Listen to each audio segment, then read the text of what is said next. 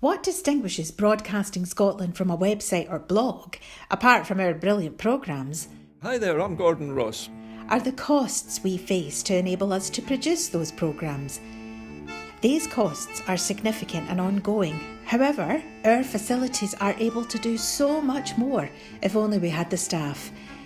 In the last year, some of our supporters have cancelled their subscriptions.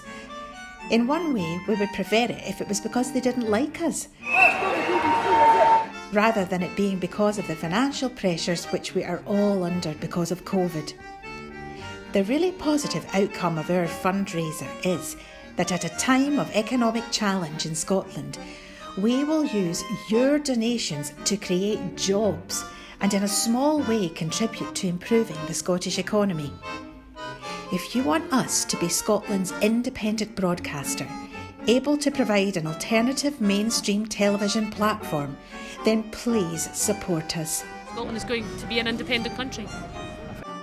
Just imagine what we could do if we had even 1% of the BBC Scotland channel's budget. Imagine. And then please consider turning your imagination into reality. Please support us if you can afford it.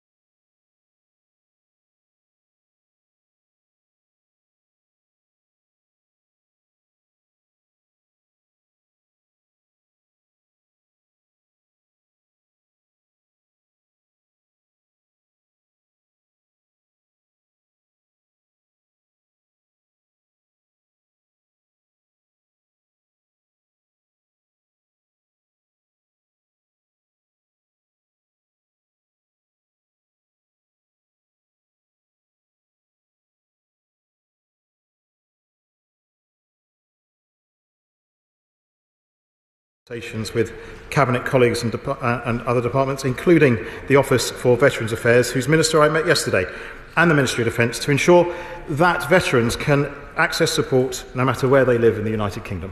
Well, Fletcher. Thank my right honourable friend for that answer, but does he agree with me that the Northern Ireland Troubles Bill will provide certainty to those who served in Northern Ireland by ending the cycle of reinvestigations that have burdened too many for too long? Yeah, I thank him for his supplementary question. The bill, which is continuing through its parliamentary passage, seeks to deliver better outcomes for all those affected by the Troubles, and we've consulted widely on this crucial issue, and much of what we have heard is reflected in the legislation, and I obviously concur with his view. Jim Shannon. Thank you, Mr. Speaker. Can I, to the Secretary, I spoke to him beforehand, so you know this question. In terms of support for veterans, is the Secretary of State aware of the disgraceful treatment of RUC veterans in the form of a disablement pension, which is being administered contrary to legal judgments in place? And will the Minister or the Secretary of State make contact with the Department of Justice Permanent Secretary to immediately rectify this despicable situation? People have been waiting for 20 and 30 years for this. It's not sorted out yet. I thank the honourable gentleman for his question, and he did raise this with me just a few moments ago, and I very much appreciate it if he would write to me about this subject so I can take it up further as he requests. Ben Falster. Question number 2, Mr. Speaker. Thank you, Mr. Speaker.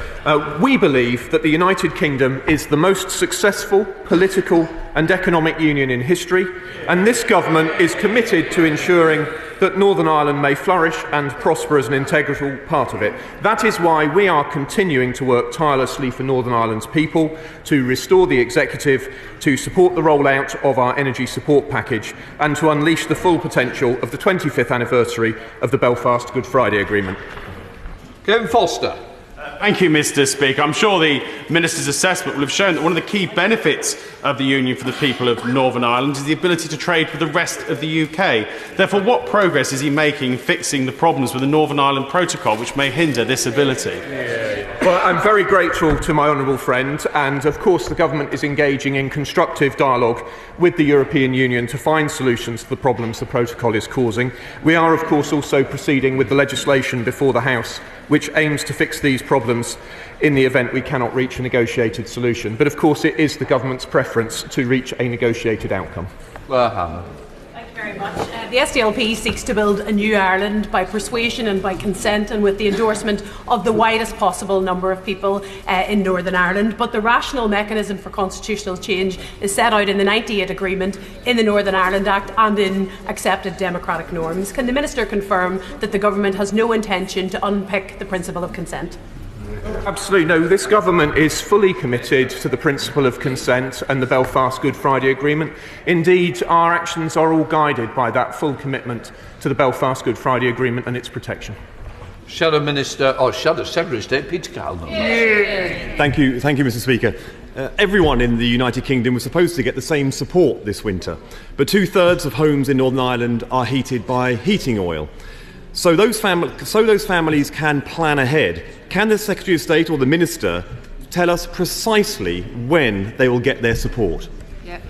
Thank you, Mr. Speaker.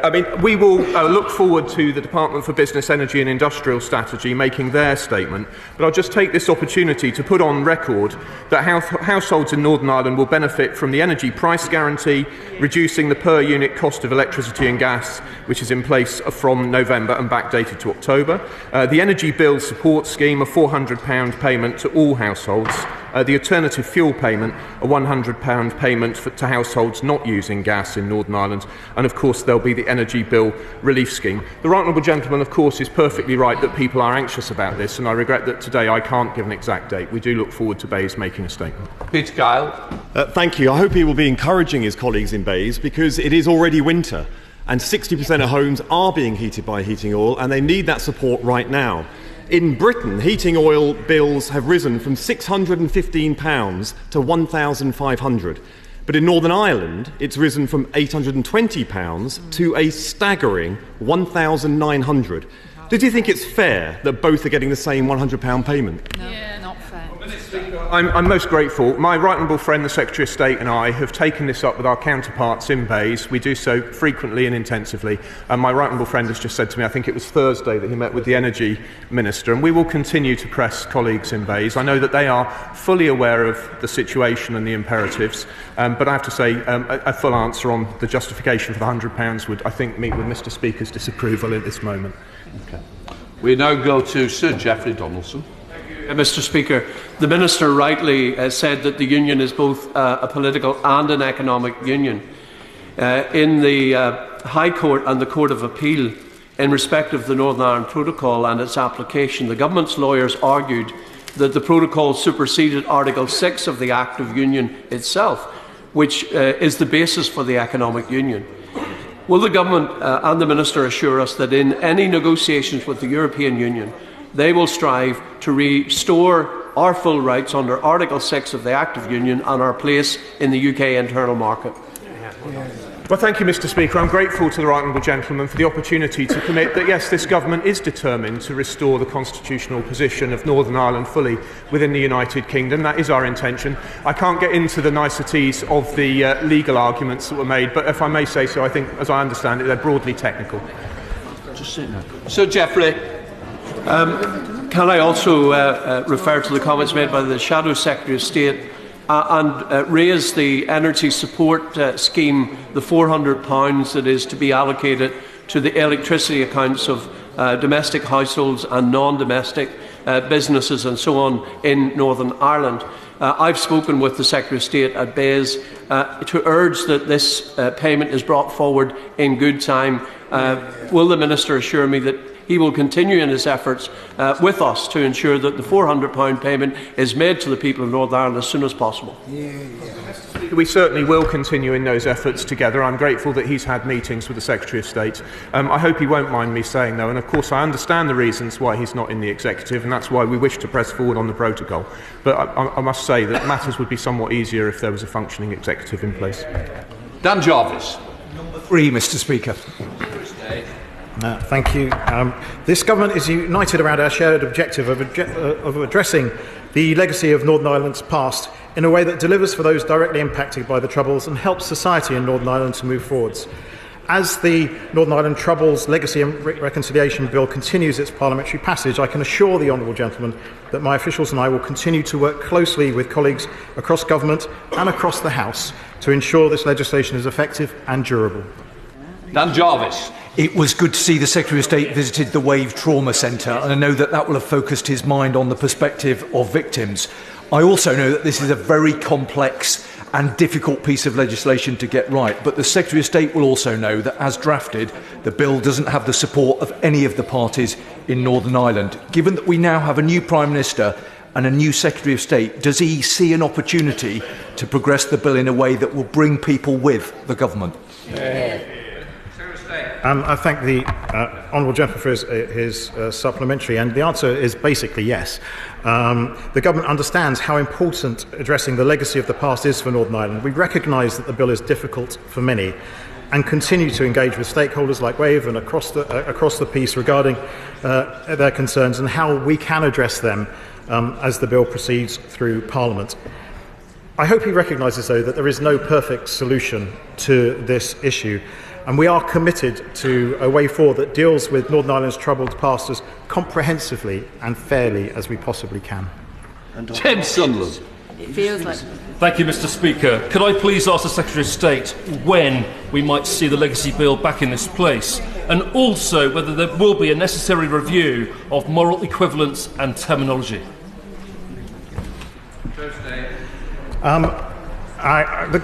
I thank the honourable gentleman for his question. The government's clear, actually, that we will never accept any moral equivalence between those who upheld the law in Northern Ireland and those on all sides who sought to destroy it. This legislation seeks to deliver better outcomes for all those most affected by the Troubles.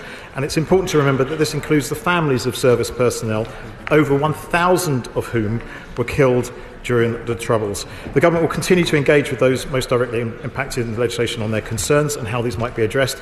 The second reading of the Legacy Bill in the House of Lords will take place in a couple of weeks' time. Frederick Clapping. Speaker, has the Secretary of State accepted the cold hard fact that the final outcome of the Legacy Bill needs to have the support of innocent victims and relatives of those murdered by terrorists to have any legitimacy whatsoever. Just as in the wider political realm, any outcome of protocol talks needs to have the support across the community, or it too will be doomed to failure. Yes, I absolutely do understand that point. And certainly the legacy, everything that we have been doing since I became Secretary of State is to try and engage and consult more with those who had issues with the Legacy Bill. As I say, this is never going to be a perfect solution to this particular problem, because no perfect solution exists. However, we will do our best to address all the concerns. Chair of the Select Committee, Simon Hoare. Thank you, Mr. Speaker. This is a welcome bill, and it's obviously a complex bill. Could my right honourable friend assure me that the government will indeed see it through to the end? Will he confirm that this legislative proposal is very much the last chance saloon? These are very complex and historical issues, and this is the one chance that we have to try and resolve it. But in that spirit of trying to build compromise and consensus, will he and the government keep an open mind to cross-party amendments in the other place? I thank the Chairman of the Select Committee for his question. I'm quite sure that this is the last legislative vehicle that any government will try to address this problem with. So I do think it's very important, and it's incumbent on me as Secretary of State to ensure that we do use all the time that we have to improve the bill in such a way as he suggests. And yes, I'm listening to all parties and all the consultees that we talk to, and going out and visiting victims and victims groups in Northern Ireland to try and get a better gauge of what sort of amendments would improve this bill. Shadow Minister Tony Antoniak. Mr. Speaker, the Joint Committee on Human Rights have now declared that this bill is unlikely to be found compatible with Convention rights. The Northern Ireland Human Rights Commission have called it fatally flawed. Does the Secretary of State dispute this, or will he make changes to it? I'm going to make changes to it. Liz Twist. Question 4, Mr. Speaker. Thank you, Mr. Speaker. With permission, I'll answer questions 4 and 10 together. We are acutely aware of the pressures facing the health service in Northern Ireland. A fully functioning devolved government is the only way to deliver the necessary reforms to transform healthcare. We've made this point repeatedly to party leaders. Liz Twist.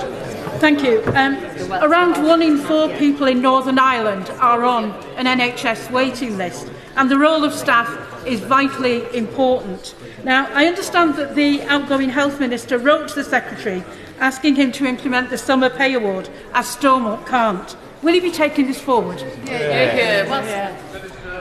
I'm most grateful to her. She will know that we're deeply concerned about the state of finances of the Northern Ireland Executive, and officials are working urgently with the Northern Ireland Civil Service to take things forwards. We will, of course, keep matters under review, but I have to say to her that with health being a devolved matter, the best way forward would be a restoration of the Executive. Sir Tony Lloyd.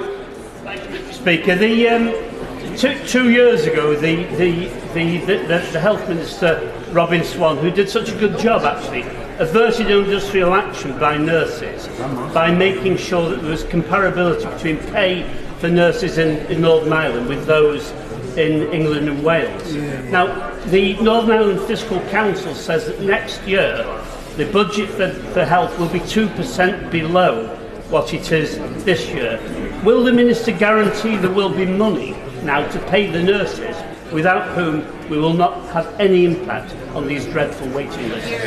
Well, Mr. Speaker, I'm very grateful to him because, of course, the recommendations of the independent review bodies, which have responsibility for determining pay for health workers, were published in July 2022. The Minister for Health was unable to implement the recommended pay increases because there had not been a wider executive decision on public sector pay.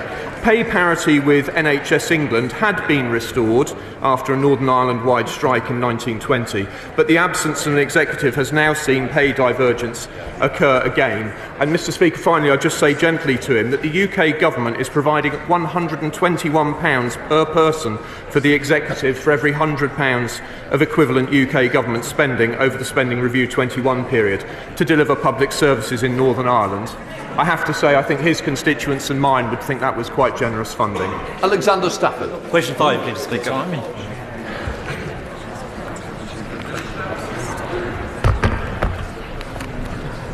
Alexander Stafford.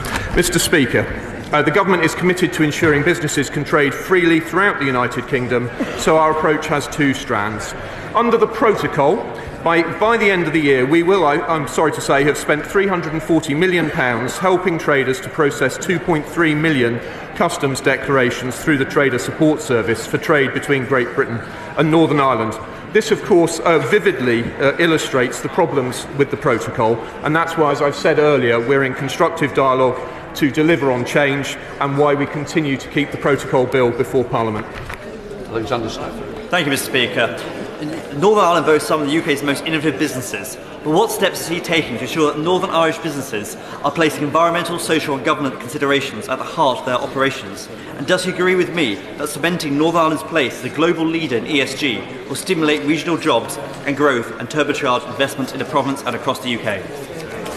Mr Speaker, my honourable friend is absolutely right that Northern Ireland boasts some of the UK's most innovative businesses, and he's absolutely right that it's a fantastically attractive place to invest. An increasing number of organisations in Northern Ireland report on environmental, social and governance standards. I regularly visit businesses in Northern Ireland, as does my right honourable friend, and we will continue to take an interest in their approach to ESG. Stephen Farray. What businesses in Northern Ireland wants, alongside the political stability, is dual market access. So, as well as working to ensure that businesses have access to the rest of the UK market, will the Minister ensure that the access to the European market will be preserved? The government will do nothing to compromise that. We are committed to maintaining that dual market access, and we hope to negotiate a position with the European Union where that is possible, whilst preserving the East-West strand of the Belfast Good Friday Agreement. We do want to restore the constitutional status of Northern Ireland whilst ensuring that market access, and I very much hope we'll do so by negotiation. SNP spokesperson Richard Thompson. Thank you, Mr Speaker, and can I take this opportunity to associate myself and my party with the remarks that the Secretary of State made about the 35th anniversary of the bombing in Enniskillen, and our thoughts are very much with all who continue to be affected by that event to this day. Maros Sefcovic has said that issues around the Northern Ireland Protocol could be resolved in a couple of weeks if sufficient political will was to be found. Does the Secretary of State understand the political damage that has been caused by the failure of the government to begin negotiations on this earlier in the year? And will he commit to doing all he can to achieving a negotiated settlement on this before this year is out?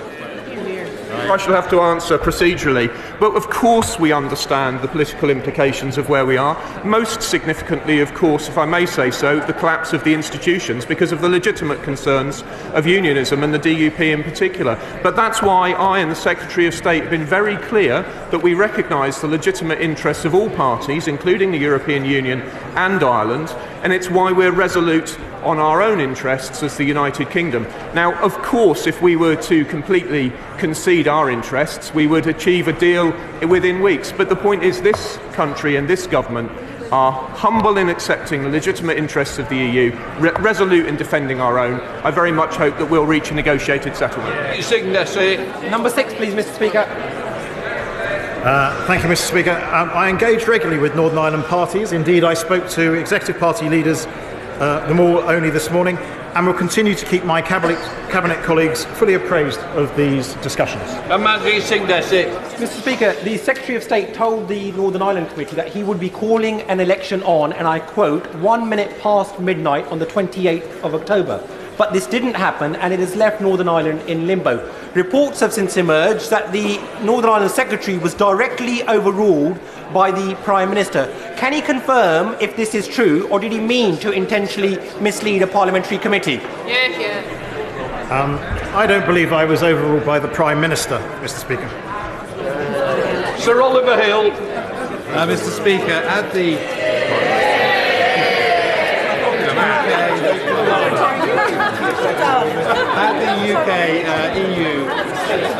Parliamentary Partnership Assembly, which you kindly opened this week, we were able to discuss the situation in Northern Ireland, the protocol and the talks.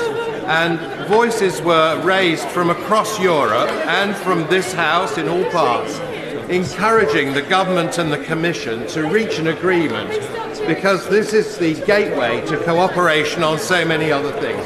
And so I'd just like to commend the Minister on having the talks and say let's get a decision. I thank my right honourable friend for the work he does on the Assembly. It is a vital new institution, new committee. It has deep roots in the European Parliament as well as in this Parliament, and it will add great value to our discussions. It's Cunningham, please. Mr. Speaker, the UK Government is providing vital support to households and businesses across the UK to help with the rising cost of energy. This is an issue the Secretary of State and I raise frequently with colleagues across government, including the Business Secretary and the Energy Minister. We seek to provide urgent support to households and businesses across Northern Ireland. Alex Cunningham. Yes, Mr. Speaker. Well, several times this morning the Minister's been asked about the £400 energy support payment. What is the blockage to making the payment now? When's it going to be sorted?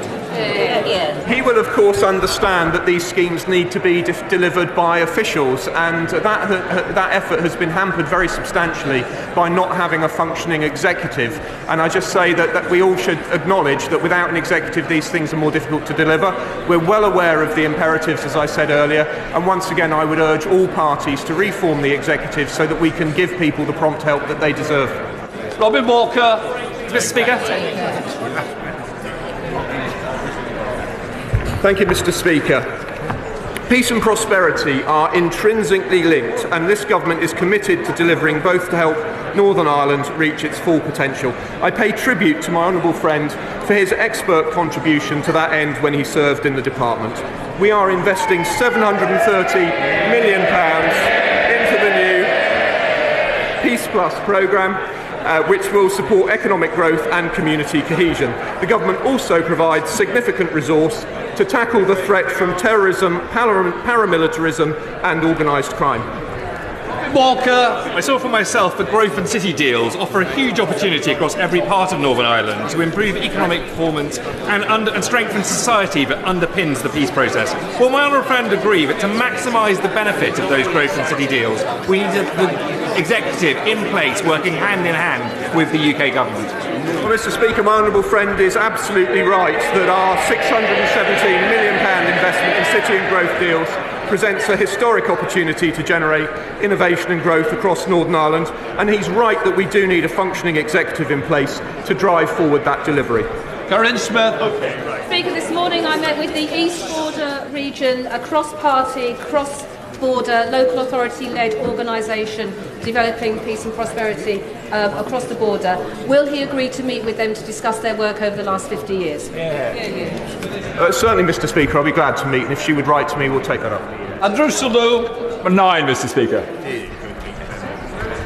The government is engaging in constructive dialogue with the European Union to find solutions to the issues caused by the protocol. We're also proceeding with legislation which aims to fix the practical problems the protocol has created in Northern Ireland in the event that we cannot reach our preferred negotiated solution. The Trader Support Service has helped thousands of businesses in Northern Ireland navigate the way in which goods move under the protocol. How will this very important service be funded over the next year? Both the Trader Support Service and the Movement Assistance Scheme provide support to traders moving goods between Great Britain and Northern Ireland. By the end of this year, we'd have spent £340 million helping traders process 2.3 million customs declarations through the Trader Support Service for trade between Great Britain and Northern Ireland. But we very much hope we can find a negotiated solution to the protocol issues, which mean we do not have to spend this money in the future. Wilson. The Northern Ireland Protocol has resulted in the ripping up of the Belfast Agreement, the principal consent and the fall of the Assembly. It has also imposed EU law on part of our country, and that law will be imposed by the European Court of Justice. Does the Minister accept you can't improve on that? You've got to remove it.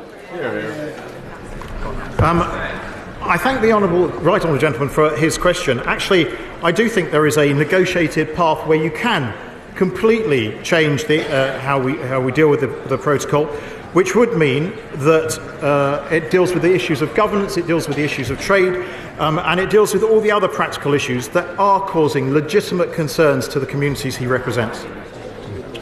Before we come to Prime Minister's questions, I'd like to point out that the British Sign Language interpretation of proceedings is available to watch on Permanent Live TV. We start with questions to Prime Minister Neil Coyle. Number one, please, Mr. Speaker.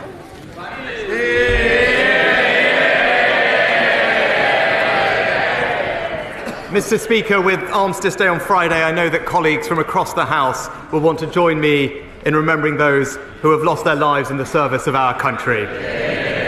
Mr. Speaker, this morning I had meetings with ministerial colleagues and others in addition to my duties in this House. I shall have further such meetings later today. Neil Coyle. Thank you, Mr. Speaker. The people I serve will, of course, be commemorated in remembrance. Bermondsey was the original home of the Poppy Factory, providing work for injured veterans of the Great War over 100 years ago. But, Mr. Speaker, COVID restrictions were a necessary, if painful, experience. Across the country, most people made enormous sacrifices, like Charlotte, my constituents, and local councillor Lorraine, unable to see their mums in their final days. These people were betrayed by the Conservatives who parted their way through lockdown.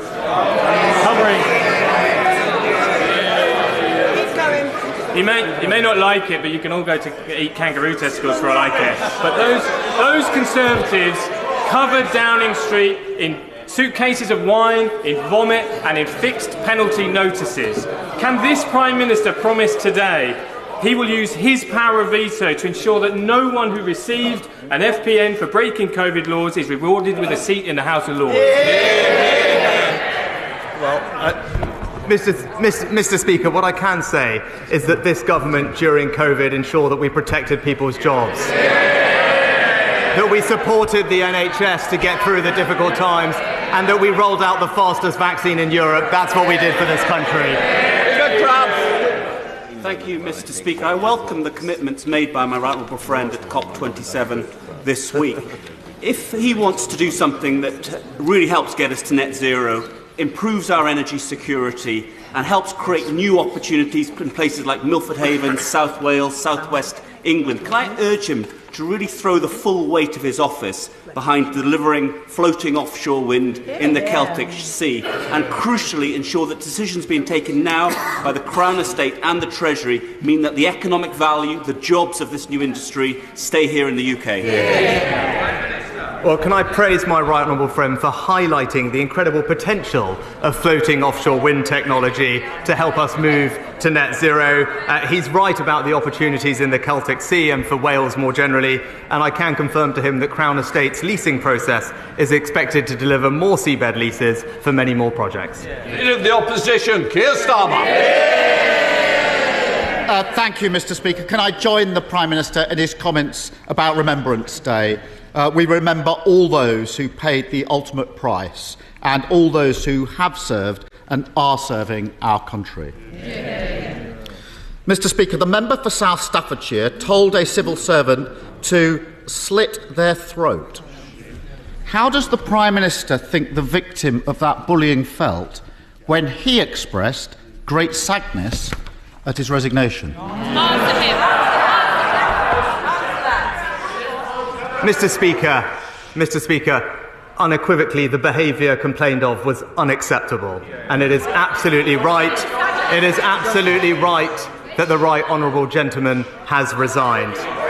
For the record, I did not know about any of the specific concerns relating to his conduct as Secretary of State or Chief Whip, which date back some years.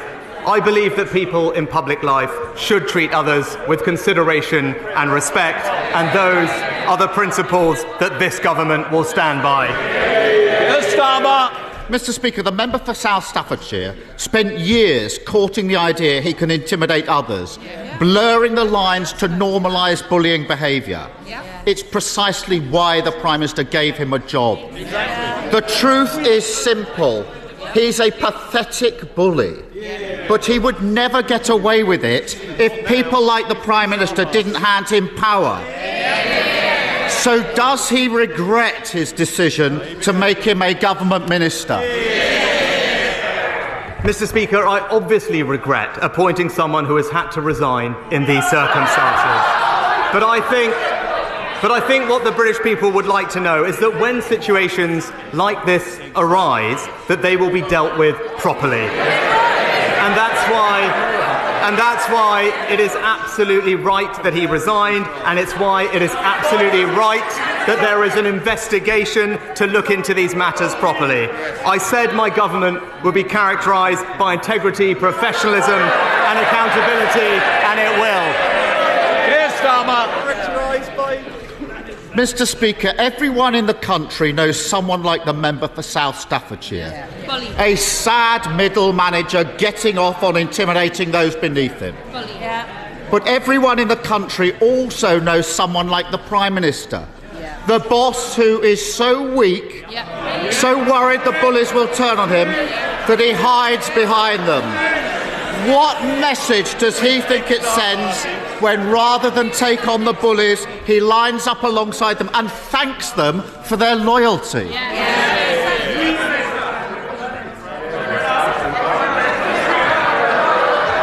Mr. Speaker, the message that I clearly want to send is that integrity in public life matters. And that is why it is right that the Right Honourable Member has resigned. It is why it is right that there is a rigorous process to examine these issues.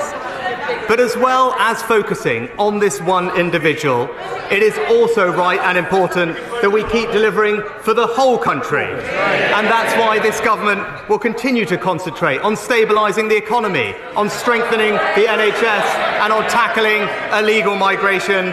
Those are my priorities. Those are the priorities of the British people, and this government will deliver on them. Mr. Speaker, the problem is he can't stand up to a run-of-the-mill bully. So he has no chance of standing up to vested interests on behalf of working people. Take Shell. They made record profits this year, £26 billion. How much have they paid under his so-called windfall tax? Mr. Speaker, I was Chancellor who introduced an extra tax on the oil and gas companies. Right, but he talks, Mr. Speaker, he talks about working people. The Right Honourable Member voted against legislation to stop strikes disrupting working people. He voted against legislation to stop extremist protesters disrupting working people. That's because he's not on the side of working people, Mr. Speaker. That's what the Conservatives are for. Mr. Speaker, I'm against all of those causing chaos, damage to our public services and to our economy, whether they are gluing themselves to the road or sitting on the government benches. Mr. Speaker, there was no answer to the question because the answer is nothing.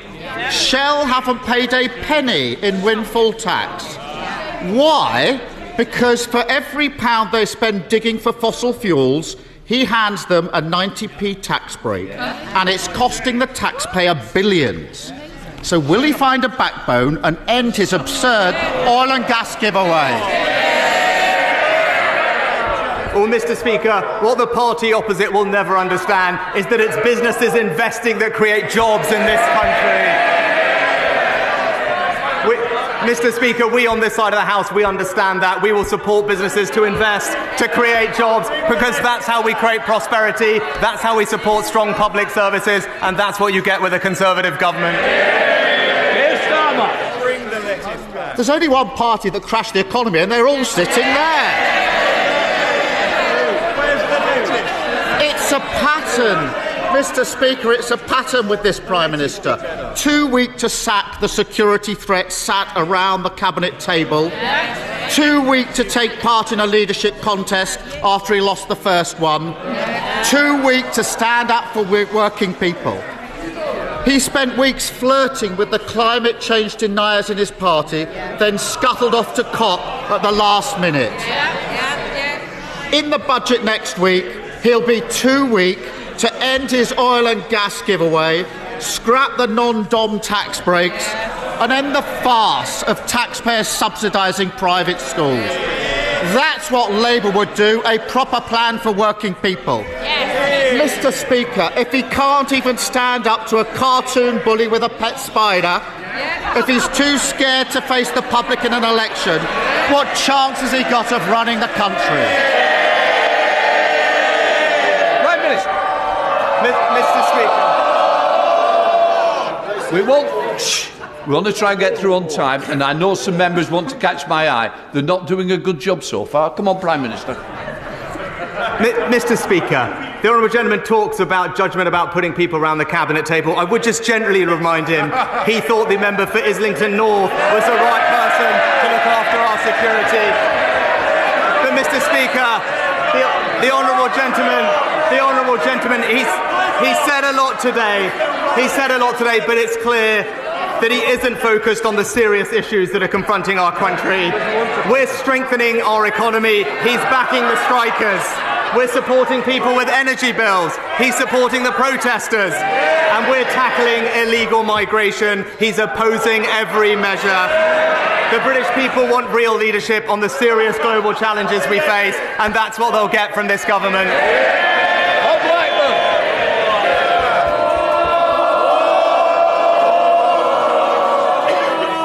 Mr. Speaker, 84 years ago today in Germany, hundreds of synagogues were destroyed, Torah scrolls were desecrated, thousands of Jewish businesses and shops were destroyed as well. 91 Jewish people were murdered, and later 30,000 Jewish men were sent to the concentration camps. So as we commemorate Kristallnacht, let us remember that it was started with anti-Jewish hatred. It became anti-Semitism, and it's still prevalent in society today.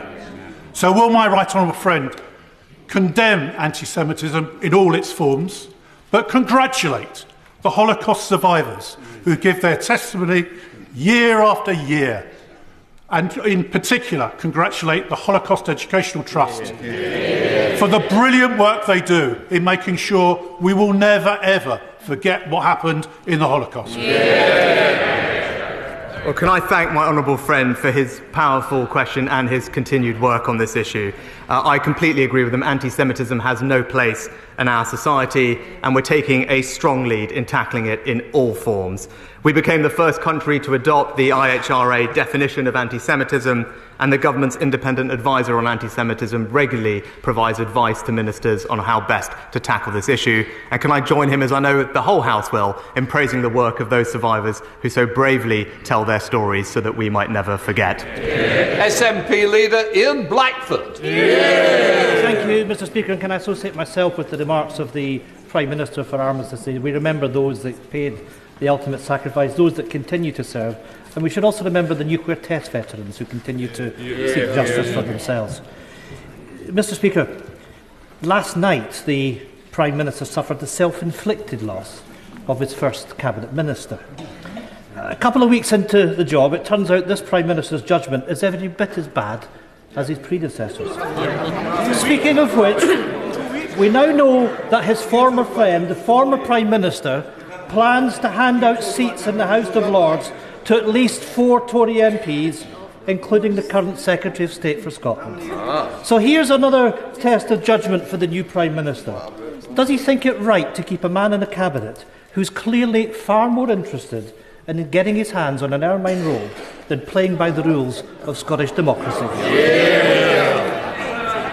Mr. Speaker, I'm obviously not going to comment on speculation around such lists. Any lists would, of course, follow the normal procedures and processes that are in place. Ian Blackford. I'm afraid it's not speculation, and of course the Prime Minister clearly doesn't get how corrupt this all looks to people in Scotland. Because not only do we have a UK government that denies democracy, we now have a Secretary of State that is running scared from it. In the middle of a Tory cost of living crisis, the Scotland office is now to be led by a baron-in-waiting, biding his time until he can cash in on the 300-day job for life in the House of Lords. He should be sacked from the Cabinet, and the people of Dumfries and Galloway should be given the chance to sack the Tories in a by-election. The Prime Minister's judgment is already in tatters. if he has any integrity left, will he now put a stop to these two predecessors stuffing the House of Lords with his cronies? Mr. Speaker, what the Secretary of State and I are jointly focused on is working constructively with the Scottish Government to deliver for the people of Scotland.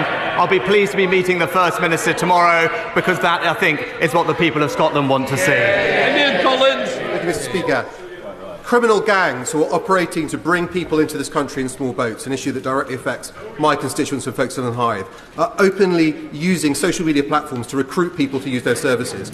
Can my right honourable friend confirm that the Online Safety Bill will require social media platforms to take effective action to remove this content? And is it also the intention of the government to bring the bill back later this month? Well, can I thank my honourable friend for his work in raising awareness of this particular issue? He is absolutely right, and I'm pleased to give him the reassurance that the Online Safety Bill will require platforms to remove and limit the spread of illegal content and activity online. Assisting illegal immigration is listed as a priority bill a priority offence in the bill, and we look forward to bringing it back to the House in due course. Samuel Roberts. Levarith. The Prime Minister is struggling to rebuild the Tories' ruined economic credibility after his predecessor scorned the Office for Budget Responsibility. But in a Bloomberg interview just last week, his Trade Secretary disputed OBR forecasts that trade will be 15% lower because of Brexit. Britain's economic prospects are worsened by being outside the world's largest trading bloc. That is a fact. So who does he agree with? The OBR or his Tory minister? Well, Mr. Speaker, one of the great opportunities of Brexit is our ability to trade more with countries around the world. And actually, I know the honourable lady will actually want to speak to many of the Welsh farmers who are enjoying selling their lamb to the new markets that we have opened up for them. That's what we'll get on and deliver. Villiers. Mr. Speaker, excessive housing targets are placing greater and greater pressure on councils to approve development which damages our environment. Right. When the Prime Minister came to Finchley over the summer, he said he wanted to abolish those targets. Will he use the Levelling Up Bill report stage to bring forward government amendments to do that? Mr. Speaker, the government is committed to making home ownership a reality for a new generation, and we must build homes in the right places where people want to live and work. But, as the right honourable lady knows, and as I said, I want those decisions to be taken locally, with greater say for local communities rather than distant bureaucrats, and my right honourable friend, the Secretary of State, is happy to sit and meet with her to discuss how best to make this a reality. Bernie Shum. Mr. Speaker, does the Prime Minister remember back in February when he was Chancellor of the Exchequer, when I informed him that due to his incompetence in that job, the children in my constituency would go to bed that night with no food in their tummy and no heat in their homes? What is he now going to do as Prime Minister to make sure that in every community in our country, children aren't in that situation in this hard winter ahead? Well, Mr. Speaker, the absolute best way to ensure that children do not grow up in poverty, which is something that none of us want to see, is to ensure that they do not grow up in a workless household. And the record under these governments is that 700,000 fewer children are growing up in workless households, and that's because Conservative governments create jobs for people, Mr. Speaker, and that's the best anti-poverty strategy that we have. Mr. Speaker, on Friday I visited a bridging hotel in my constituency that is currently housing 77 Afghan refugees, as local organisations search for permanent accommodation for them following the success of Operation Pitting. Many of the refugees I met held highly skilled jobs back in Afghanistan, including a doctor, international athletes and government ministers. Can the Prime Minister assure the House that our government will do more to support these highly skilled individuals to enter the UK workforce? Well, it's nice to hear from my honourable friend again this week, and I can reassure him that we are completely committed to supporting Afghan refugees into the employment opportunities here in the UK. The Department for Work and Pensions has a full programme in place, and I can also tell him that our Refugee Leads Network brings together refugee organisations and DWP to connect those refugees with employment opportunities, and I look forward to seeing the fruits of that programme with him in the near future. Bradshaw. 5 years ago, the government belatedly launched a review into the security risk posed by handing thousands of mainly wealthy Russian and Chinese nationals so-called golden visas so they could live in Britain. It also promised to publish the results of that review. Why hasn't it? Well, Mr. Speaker, we did indeed review and indeed end the visa that the honourable gentleman is raising. The Home Office is currently conducting the right way to replace that visa with something that is more sustainable going forward and protects our security interests. I'll be happy to have the Home Secretary write to him with an update on that process. Siobhan Bailey. Thank you, Mr.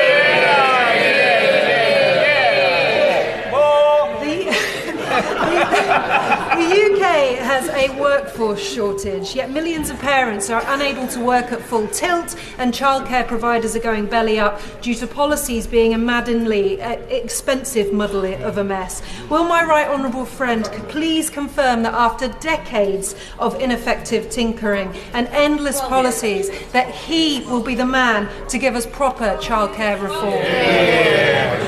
Well, Mr. Speaker, I'm pleased to say we've announced ambitious new plans to improve the cost, the choice and the availability of childcare to benefit hundreds of thousands of parents across the country.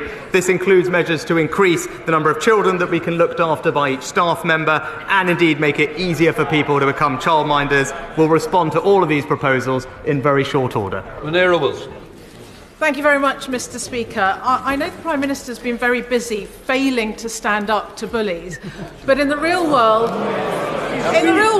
schools and colleges across the country looking after actual children are struggling to make ends meet. One London head teacher has scrapped plans for mental health counsellors. A head teacher in Twickenham is no longer filling teaching assistant vacancies, whilst another is axing school trips. So, Mr. Speaker, will the Prime Minister give pupils and parents a cast-iron guarantee that in next week's autumn statement there will be no real terms cuts to school and college budgets? Mr. Speaker, we've significantly increased funding going into schools over the next 2 years, but on top of that, it was important to this government to help those children who left behind their education opportunities during the pandemic, which is why we invested £5 billion to helping those children catch up, including unveiling the most comprehensive programme of tutoring that this country has ever seen. And is closing the attainment gap and disproportionately benefiting disadvantaged children, and is something that I know all colleagues will get behind. Thank you, Mr. Speaker. Despite a productive meeting with the Immigration Minister yesterday, the Home Office continues to house over 400 asylum seekers in 2 neighbouring hotels in my constituency. It's clear from my meetings with GPs and Derbyshire Police that this huge influx of people in such a small area is putting local services under immense strain. Before services in Erewash hit breaking point, will my right honourable friend commit to immediate reduction in asylum seekers concentrated in one place, and will he intervene to set a timetable for the permanent closure of accommodation centres at this location? Well, Mr. Speaker, let me give my honourable friend my absolute cast-iron commitment that we want to get to grips with this problem. The best way to resolve it is to stop criminal gangs profiting from an illegal trade in human lives and the unacceptable rise in channel crossings, which is putting unsustainable pressure on our system and local services. She has my reassurance that the Home Secretary and I are working day and night to resolve this problem, not just to end the use of expensive contingency accommodation, but for more fundamental reform so that we can finally get to grips with this issue, protect our borders and end illegal migration. Thank you, Mr. Speaker. Mr. Speaker, under the Prime Minister's short premiership, he's had one minister resign and one that urgently needs to be sacked. Can the Prime Minister clarify to the House and the rest of the country when the scheduled programme of integrity, professionalism and accountability will begin? Mr. Speaker, it's precisely because I want a government characterised by integrity, professionalism and accountability that the right honourable gentleman was right to resign, and it's right that we have an independent process. That's the type of government I will lead. When situations like this arise, we will deal with them properly, and that's what we have done. Ian Russell. Thank you, Mr. Speaker.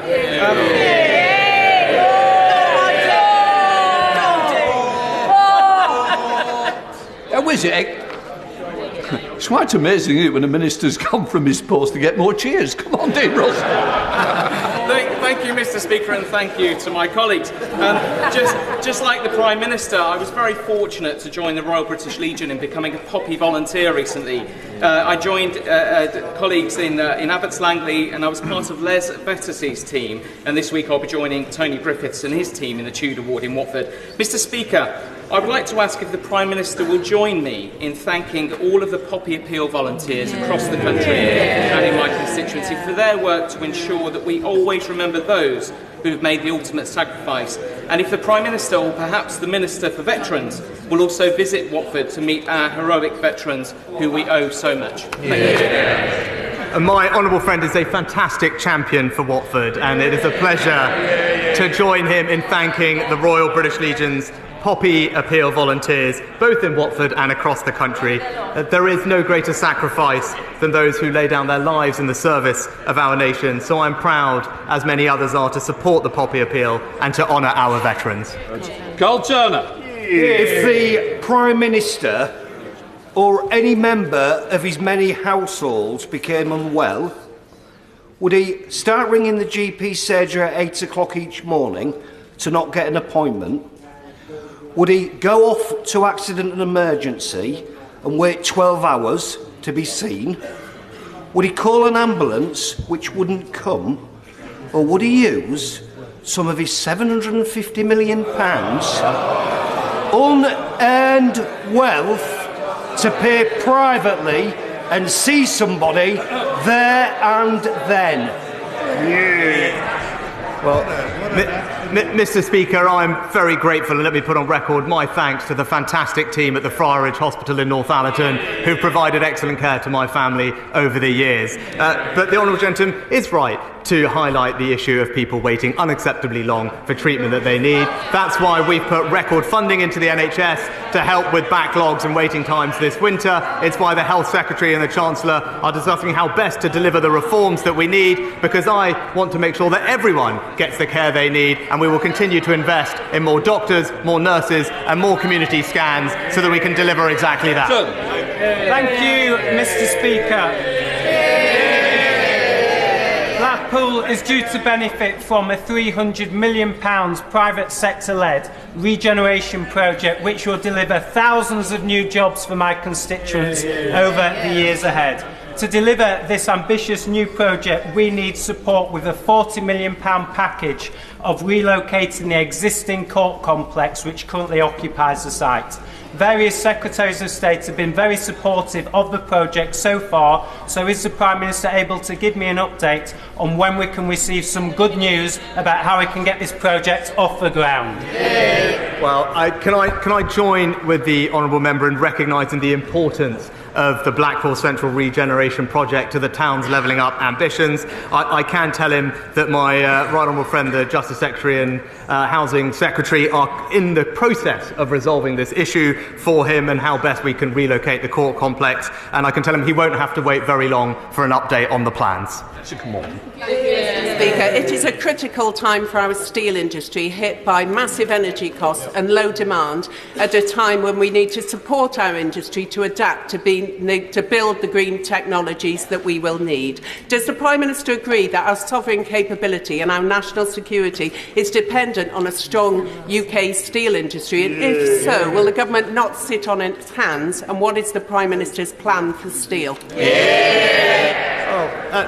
Mr. Speaker, I'm proud of our track record. Not only did we support one steel company in South Wales during coronavirus that needed our assistance, which we were pleased to do, we also have provided over £2 billion to support energy-intensive industries, including steel, with high energy bills, and, thanks to the work of my colleagues, removed the tariffs in exporting steel to the United States. But she has my assurance that we will continue to support steel because we recognise its importance to our economy and to our communities up and down the country. Chris Loder.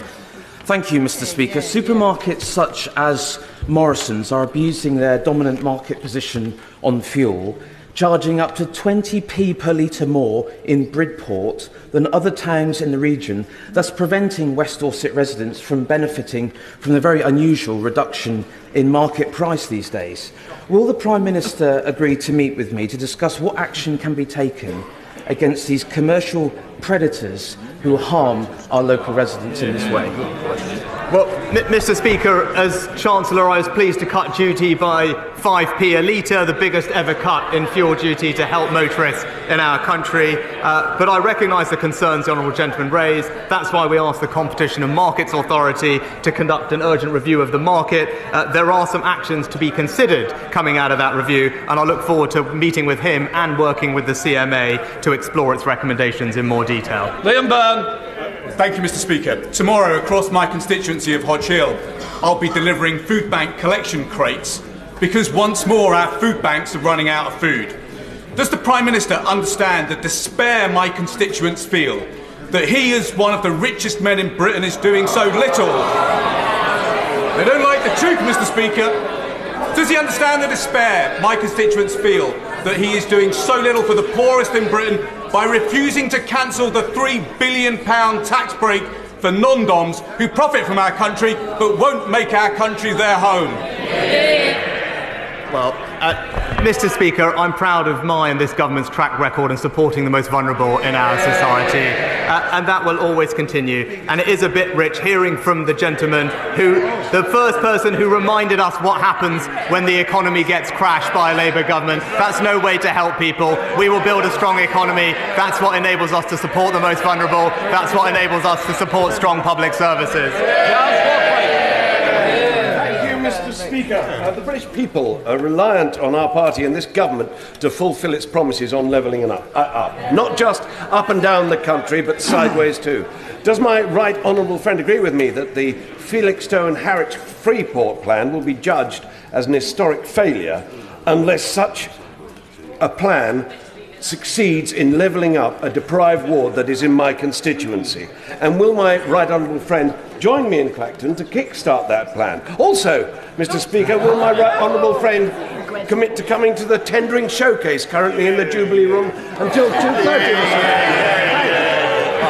That sounds like a very appealing invitation, Mr. Speaker, but I agree with my honourable friend that levelling up has to deliver for communities in every corner of the United Kingdom, including in coastal communities in the south, Mr. Speaker. He knows I'm a champion of free ports, and I look forward to working with him to see how best we can realise their benefits in his area. That completes Prime Minister's questions. Those who wish to leave, please do so quietly.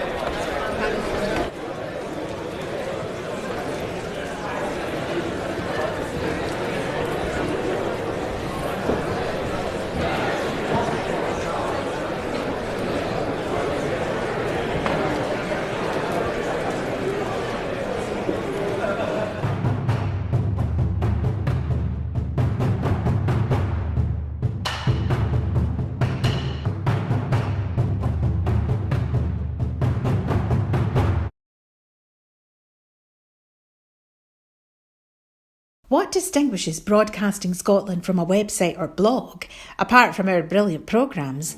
Hi there, I'm Gordon Ross. Are the costs we face to enable us to produce those programmes. These costs are significant and ongoing. However, our facilities are able to do so much more if only we had the staff. In the last year, some of our supporters have cancelled their subscriptions. In one way, we would prefer it if it was because they didn't like us, rather than it being because of the financial pressures which we are all under because of COVID. The really positive outcome of our fundraiser is that at a time of economic challenge in Scotland, we will use your donations to create jobs and in a small way contribute to improving the Scottish economy. If you want us to be Scotland's independent broadcaster, able to provide an alternative mainstream television platform, then please support us. Scotland is going to be an independent country. Just imagine what we could do if we had even 1% of the BBC Scotland channel's budget. Imagine. And then please consider turning your imagination into reality. please support us if you can afford it.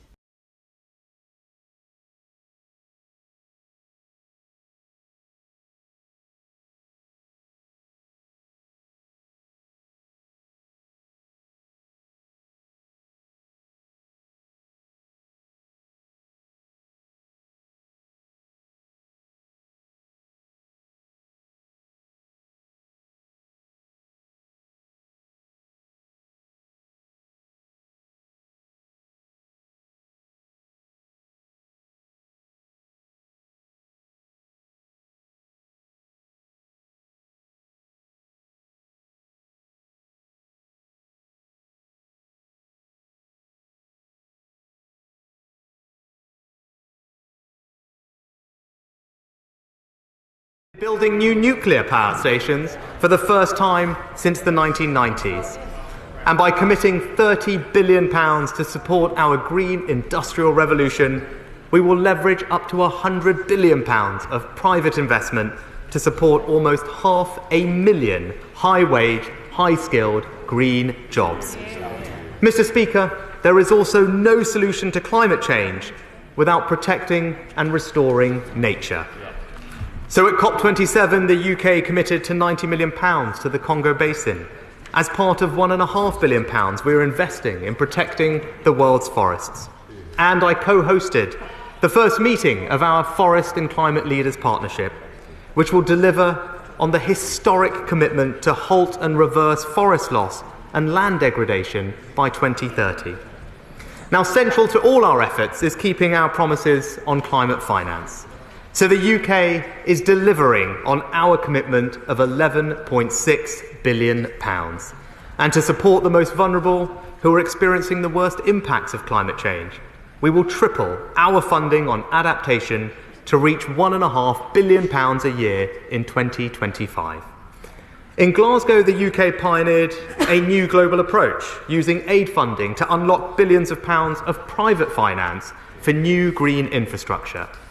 So I was delighted to join President Ramaphosa to mark the publication of his investment plan, which delivers on this new model. South Africa will benefit from cheaper, cleaner power, cutting emissions, while simultaneously creating new green jobs for his people. And we will look to support other international partners in taking a similar approach. We also made further commitments to support clean power in developing countries. This included investing a further £65 million in commercialising innovative clean technologies and working with the private sector to deliver a raft of green investment projects in Kenya. Now, Mr. Speaker, the summit also allowed me to meet many of my counterparts for the first time. With the Egyptian President, I raised the case of the British-Egyptian citizen Alaa Abd El Fattah, and I know the whole House will share my deep concern about his case, which grows more urgent by the day. And we will continue to press the Egyptian government to resolve this situation. We want to see Alaa freed and reunited with his family as soon as possible. With President Macron, we discussed our shared determination to crack down on criminal smuggling gangs. And I also discussed illegal migration with other European leaders too. We are all facing the same shared challenge, and we agreed to solve it together. And finally, I had good meetings with the new Prime Minister of Italy, the German Chancellor, the President of the EU, the President of Israel, and the leaders of UAE, Kenya and Norway, as well as the UN Secretary General. In all of these discussions, the United Kingdom is acting with our friends to stand up for our values around the world, to deliver stability and security at home. Tackling climate change and securing our energy independence is central to these objectives. So even though we may now have handed over the presidency of COP, the United Kingdom will proudly continue to lead the global effort to deliver net zero. Because this is the way to ensure the security and prosperity of our country for today and generations to come. And I commend this statement to the House. Call the Leader of the Opposition, Keir Starmer. Thank you, Mr. Speaker. Can I thank the Prime Minister for advance copy of his statement? And can I start by raising the case of Alaa Abdul Fattah? Yeah. As the Prime Minister knows and has said, he's a British citizen, jailed for the crime of posting on social media and been imprisoned in Egypt for most of the last 9 years. He's been on hunger strike for the last 6 months. Now, the Prime Minister just said that he raised it with President Sisi. Can he tell us what progress he made in securing Alaa's release? Yeah. Mr. Speaker, it's right that the Prime Minister eventually went to COP27. Remember the stakes. The world is heading for 2.8 degrees of warming. That's mass flooding, habitats destroyed, untold damage to lives and livelihoods. We must prevent that for security, for the public finances, and for the next generation. And that's why it was inexplicable that he had to be dragged kicking and screaming to even get on the plane. Britain should be leading on the world stage, helping the world confront the greatest challenge of our time. But his snub, one of the first decisions of his premiership, was a terrible error of judgment and sent a clear message that if you're looking for leadership from this Prime Minister, look elsewhere. That if you want to get this Prime Minister to go somewhere, get the Right Honourable Member for Uxbridge first, get him to come along, then the Prime Minister will follow. And his reluctance is so bizarre because climate change is not just a once-in-a-generation responsibility, it's also a once-in-a-generation opportunity. An opportunity to lower energy bills for good. An opportunity to ensure Britain's security is never again at the mercy of tyrants like Putin. An opportunity to create millions of jobs and break out of the Tory cycle of low growth and high taxes. Opportunities he's passing by. The Prime Minister said in his speech at COP27 that we need to act faster on renewables. So why is he the roadblock at home? As he was flying to Egypt, his minister was reaffirming the ban on onshore wind, the cheapest, cleanest form of power that we have. The Prime Minister also said at COP27 that he realises the importance of ending our dependence on fossil fuels. But he's inserted a massive oil and gas giveaway when Labour forced him into a windfall tax. That's right. Taxpayers' cash handed over for digging up fossil fuels. Yep. Shell have made £26 billion in profits so far this year, but not a penny paid on windfall taxes. He's completely let them off the hook. And what about the industries of the future? Manufacturers of batteries for cars in Britain struggling. Green hydrogen producers struggling. Yet in other countries, these industries are taking off. Jobs going abroad because we've got no industrial strategy here at home. And as he said at COP27, it was right to honour our promises to developing countries. Why is he cutting the aid budget? It's always the same message, do as I say, not as I do. And because of that, it will always fall on deaf ears. Mr. Speaker, it's time for a fresh start. A Labour government would make Britain the first major economy to reach 100% clean power by 2030. That would cut bills, strengthen our energy security, create jobs and make Britain a clean energy superpower. And our Green Prosperity Plan would establish GB Energy, a publicly owned energy company, to invest in the technologies and the jobs of the future here in the UK. As we attempt this endeavour, we have a fair wind at our back, not just the ingenuity, the brilliance of people and businesses in this country, but the natural resources of our island nation. Wealth lies in our seas and in our skies, and it's an act of national self-harm not to prioritise them over expensive gas. That is the choice at the next general election, whenever it comes, more of the same with the Tories or a fairer, greener future with Labour. Thank you, Mr. Speaker. And, the Honourable Gentleman raised the matter of my attendance at COP. I just would gently point out to him that Labour Prime Ministers failed to attend, I think, 12 of the 13 COPs held during their time in office. As Chancellor, I hosted the Finance Day on COP last year, where we had landmark agreements to rewire the financial system to unlock the trillions of dollars we need in private finance to flow to help us with the transition. It's a record I am proud of, and it's a record, by the way, that is recognised internationally around the world. to just deal with his brief substantive questions. He asked about renewable power. Well, Mr. Speaker, 40% of our electricity now comes from renewable power. That is up fourfold since 2010. And this, what do we inherit? A Labour government that believed there was no economic case for new nuclear power, Mr. Speaker. He talked about oil and gas. He talked about oil and gas. Again, he needs to live in the real world, Mr. Speaker. Oil and gas are going to be a part of our energy mix in the transition for the several years ahead, and it's simply pie in the sky to pretend otherwise. The Independent Committee on Climate Change has even recognised that, and the carbon footprint of having homegrown gas is half the footprint of importing it from abroad, so it is a sensible thing to do. But look, Mr. Speaker, our plan is the right plan. It's realistic, it's credible, it's delivering for the British people, as well as delivering on our climate adjustments. I think his own Shadow Chief Secretary described his climate plan as, quote unquote, a borrowing plan. And we know where that leads us, Mr. Speaker. It's not the right thing for the British people.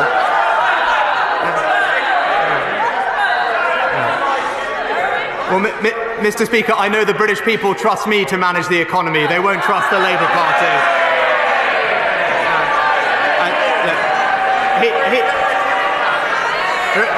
He might be focused in reparations around the world. We're focused on creating a strong economy here at home, and that's what we'll do. Theresa May. Thank you, Mr. Speaker. Can I welcome my right honourable friend's statement and also welcome the continued commitment that he and the government are showing to net zero by 2050 to tackling climate change. He's absolutely right to talk about the creation of high-skilled, high-wage, green jobs as we green our economy. But people need to have the training and the skills and education to be able to take on those jobs. What are the government's plans in relation to education and training for green skills?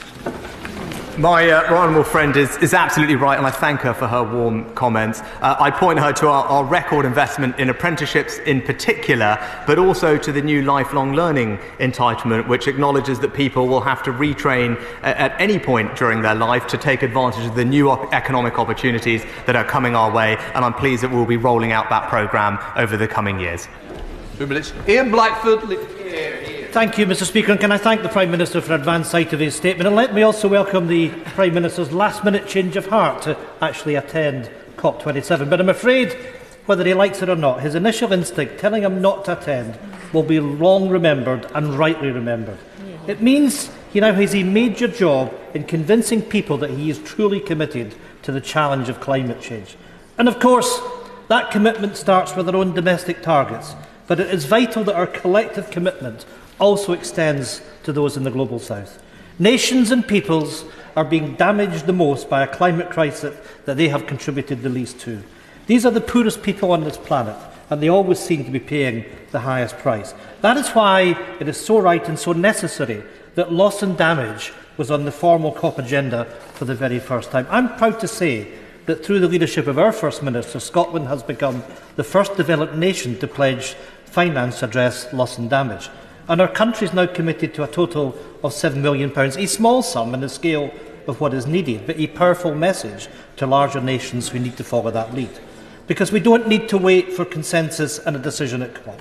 We can start funding loss and damage programmes straight away. So can I ask the Prime Minister if he will guarantee that UK overseas aid earmarked for climate finance will be spent within the 5 years as originally promised? And can he also guarantee that the total aid budget won't be slashed further in the autumn statement next week? And finally, in terms of the new Prime Minister's domestic targets on climate, will he honour the promises made to the North East of Scotland in carbon capture and storage? Will he commit to taking the Scottish cluster off the government's reserve list and fund it right now? Well, Mr. Speaker, I'm actually pleased that it was the UK that established a new Glasgow dialogue on loss and damage to discuss arrangements for funding activities to avert, minimise and address loss and damage, and those conversations are ongoing. With regard to our international climate finance pledges, as I said, we remain committed to the 11.6 billion. It is our intention to deliver it over the time frame that was originally envisaged. And with regard to targets, again, it should be a source of enormous pride for everyone in this House that we have decarbonised decarbonised in this country faster than any other G7 country. And our targets are among the most ambitious in the world, and we have a credible plan to get on and deliver them. Philip Dunn. Speaker, can I congratulate my right honourable friend for his crystal clear commitment, both in Sharm el-Sheikh and in this chamber here today, to delivering net zero Britain. There is no doubt about that under his prime ministership.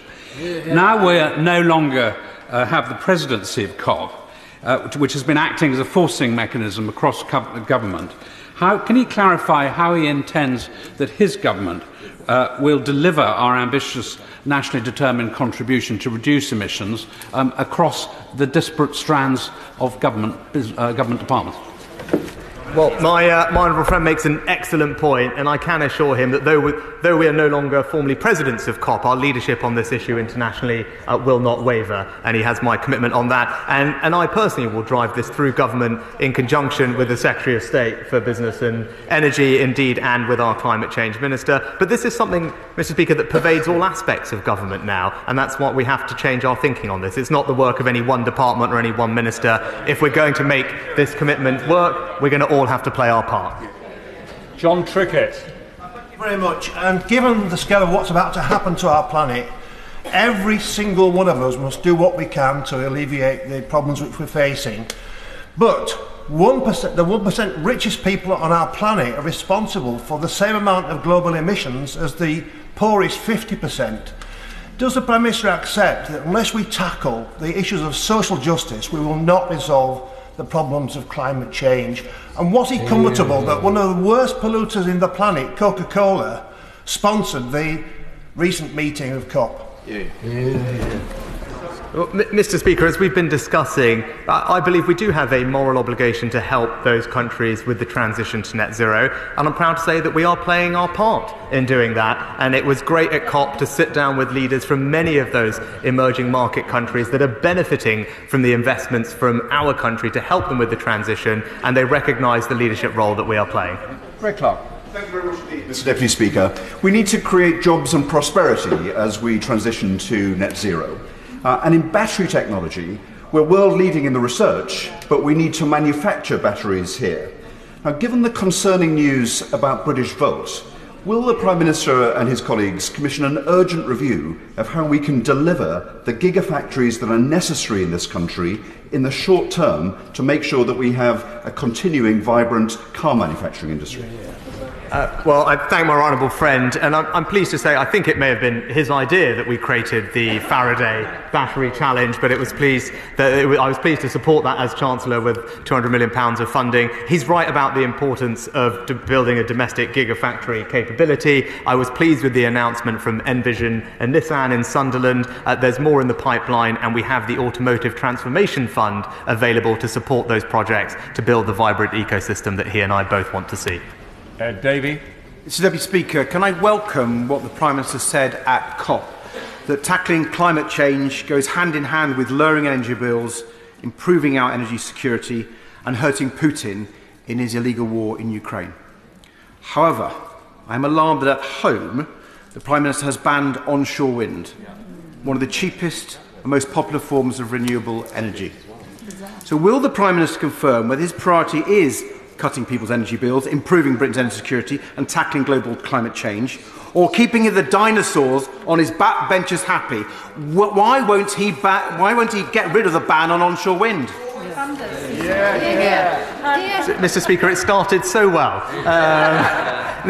We are committed to reducing people's bills and to having more forms of renewable energy, and our track record on this is superb. 4 times more than in 2010, the amount of renewable energy. Zero carbon energy now accounts for half of our electricity needs, and we are poised to do more. Offshore wind is the thing we are focusing on, along with nuclear, and we are now a world leader in offshore wind, and it's providing cheap forms of electricity and energy for households up and down the country, and alongside nuclear, that's how we'll transition to a cleaner grid. Chris Grayling. Thank you, Mr. Deputy Speaker. And can I thank my right honourable friends for getting our environmental strategies back on track. We clearly have a major issue, not simply around carbon, but also about the loss of biodiversity, both on land and at sea. And I welcome what he says about our support for the Congo Basin. We have in a month's time another crucial summit in Montreal, the CBD summit, where further decisions will be taken about how we tackle the loss of biodiversity internationally. Can I ask him to ensure that the United Kingdom plays the fullest possible part in those discussions and a leadership role in tackling this issue going forward? My honourable friend is absolutely right, and there were very many moving statements from leaders across the globe at COP on this particular topic, and it's something that I can confirm to him, we are widely acknowledged around the world to be a leader on for putting this on the agenda last year in Glasgow. The Secretary of State for the Environment will be attending that COP in Montreal, and also our world-leading Environment Act commits us to reducing the decline in biodiversity and species loss, and I look forward to working with him to deliver on it. Sarah Champion. Thank you, Mr Deputy Speaker. Prime Minister, of course I welcome any investment to the Global South to mitigate against the horrific damages of climate change. But is this new money? Is it coming out of the existing ODA budget? What's being cut if it is coming out of the existing ODA budget? Exactly. And also, as Chancellor, you made savage cuts to climate mitigation programmes. Are you going to be replacing those? Mr Speaker, as Chancellor, yes, I did make difficult decisions to ensure that our public finances were on a sustainable trajectory. That's not something that I'm going to shy away from, because I think we've all seen what happens when the government doesn't command the confidence of the international markets when it comes to borrowing and debt issues. And I thought in that context it was reasonable to temporarily reduce our ODA budget until our public finances are in a better place, and that is a commitment that I stand by. But we are remaining committed to the £11.6 billion in international climate finance that we committed at the time, and those announcements have come from that budget, and it's very welcome that we're able to continue delivering that, even though we're facing some other difficult decisions on other topics. Teresa Villiers. The Prime Minister has emphasised the very substantial investment being made in climate-related measures both at home and overseas, but will he share with me reservations about the idea of spending trillions more pounds on so-called reparations payments as advocated by the opposition at a time when the public finances are already under strain? Quite right. My right honourable friend is absolutely right. That is not the right approach, and it's worrying to hear the members of the party opposite suggesting that it is. What we are doing is fulfilling our obligations to help those emerging markets transition to a cleaner future, and we're doing that in a way that supports them, but also supports British companies who are able to provide those investments and create jobs here at home as well. Jeremy Corbyn.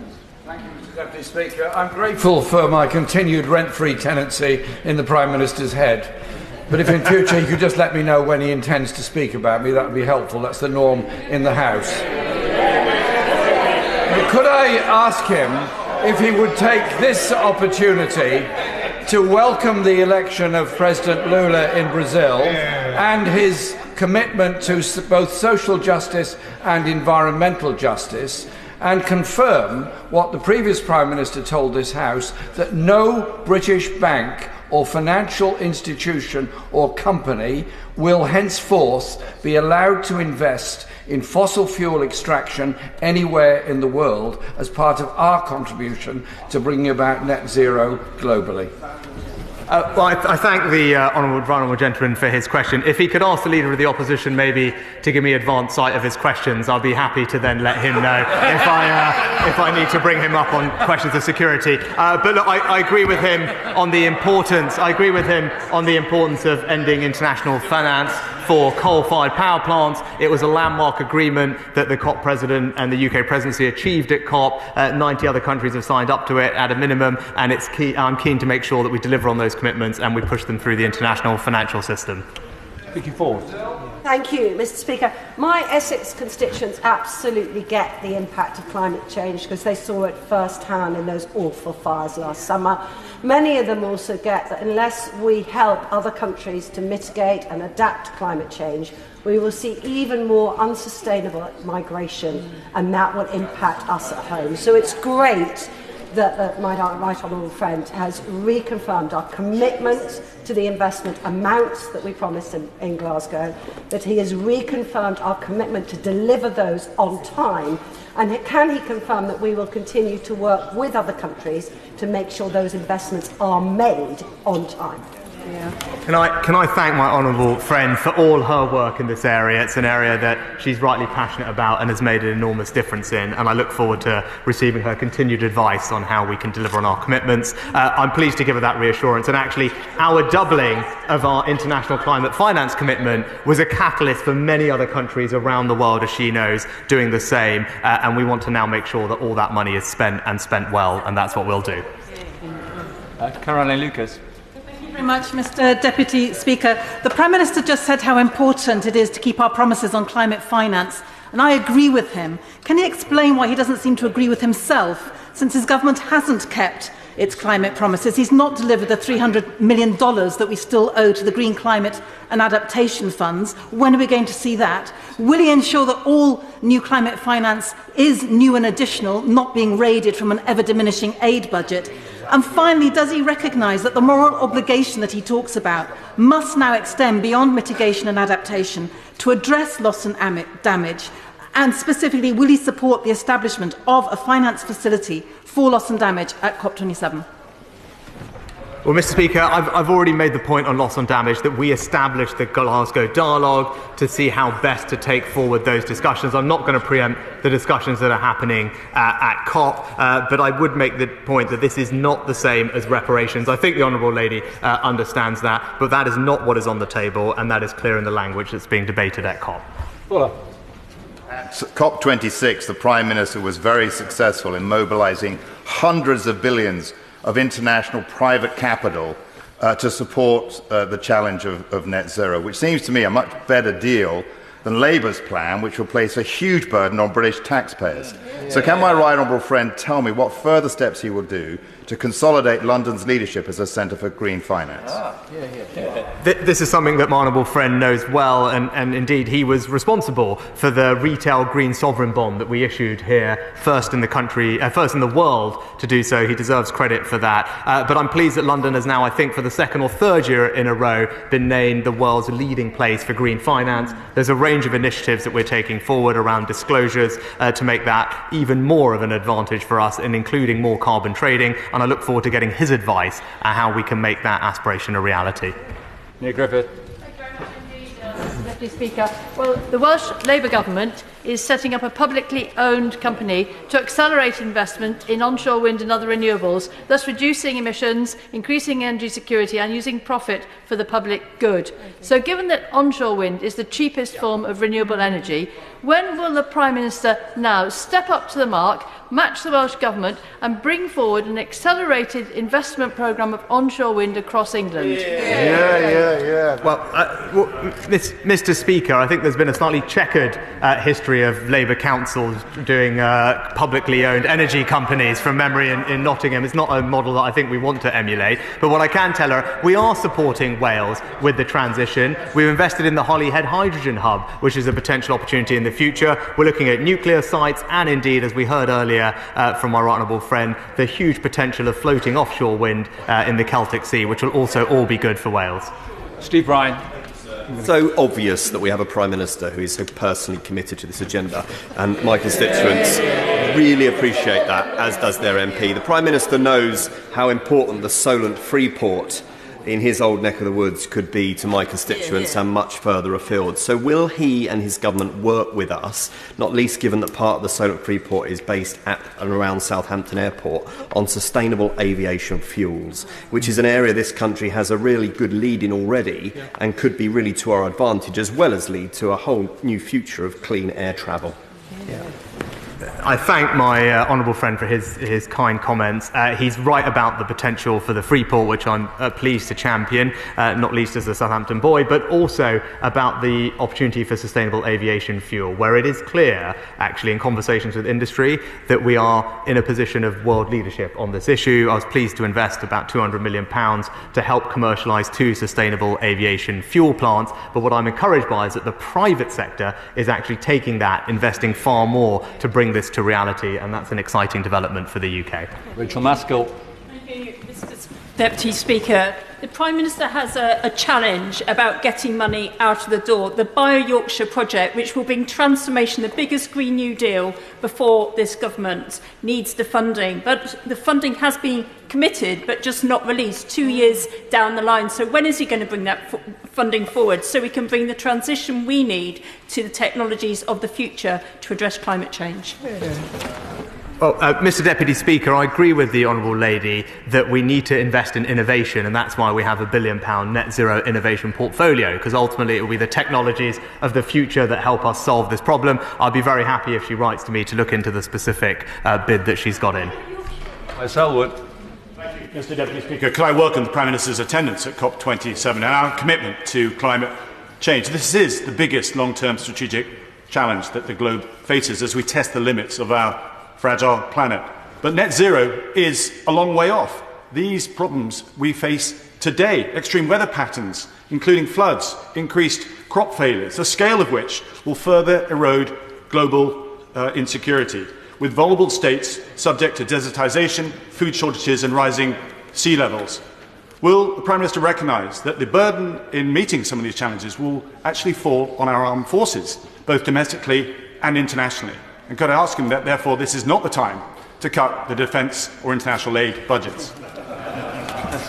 Well, Mr Deputy Speaker, my honourable friend is right about the devastation that climate change is causing, not least just looking what's happening in Pakistan. 30 million people impacted with disease rife through the water, an area the size of the entire United Kingdom now underwater. So he's right to highlight the issue.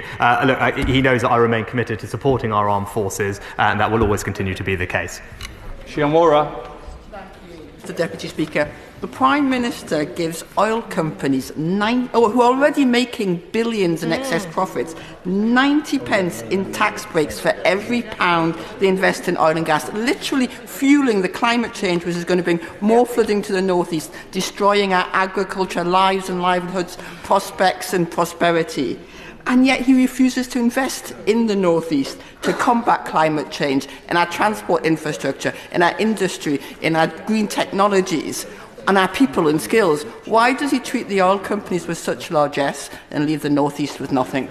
The Honourable Lady is simply not right about this. It is just not realistic or practical to think that we do not need to use oil and gas for the foreseeable future as a transition fuel. So the choice then for honourable members opposite is, would you rather have that from here at home, or would you rather import it at almost double the carbon footprint? So that seems to me relatively straightforward, that we should be supporting domestic oil and gas production in the short term. And then she talks about new investments in renewable energy in the northeast as if it's not happening. She might want to come and visit Teesside, Mr Deputy Speaker, or whether it's offshore wind or hydrogen or indeed carbon capture and storage. That's where the future is, and it is happening in the northeast. Raymond Shushti. Deputy Speaker, we've all seen the impact of Russia's illegal invasion on Ukraine with regards to energy and food security. Will the Prime Minister join me in addressing the false narrative by Russia with regards to the impact of the United Kingdom sanctions?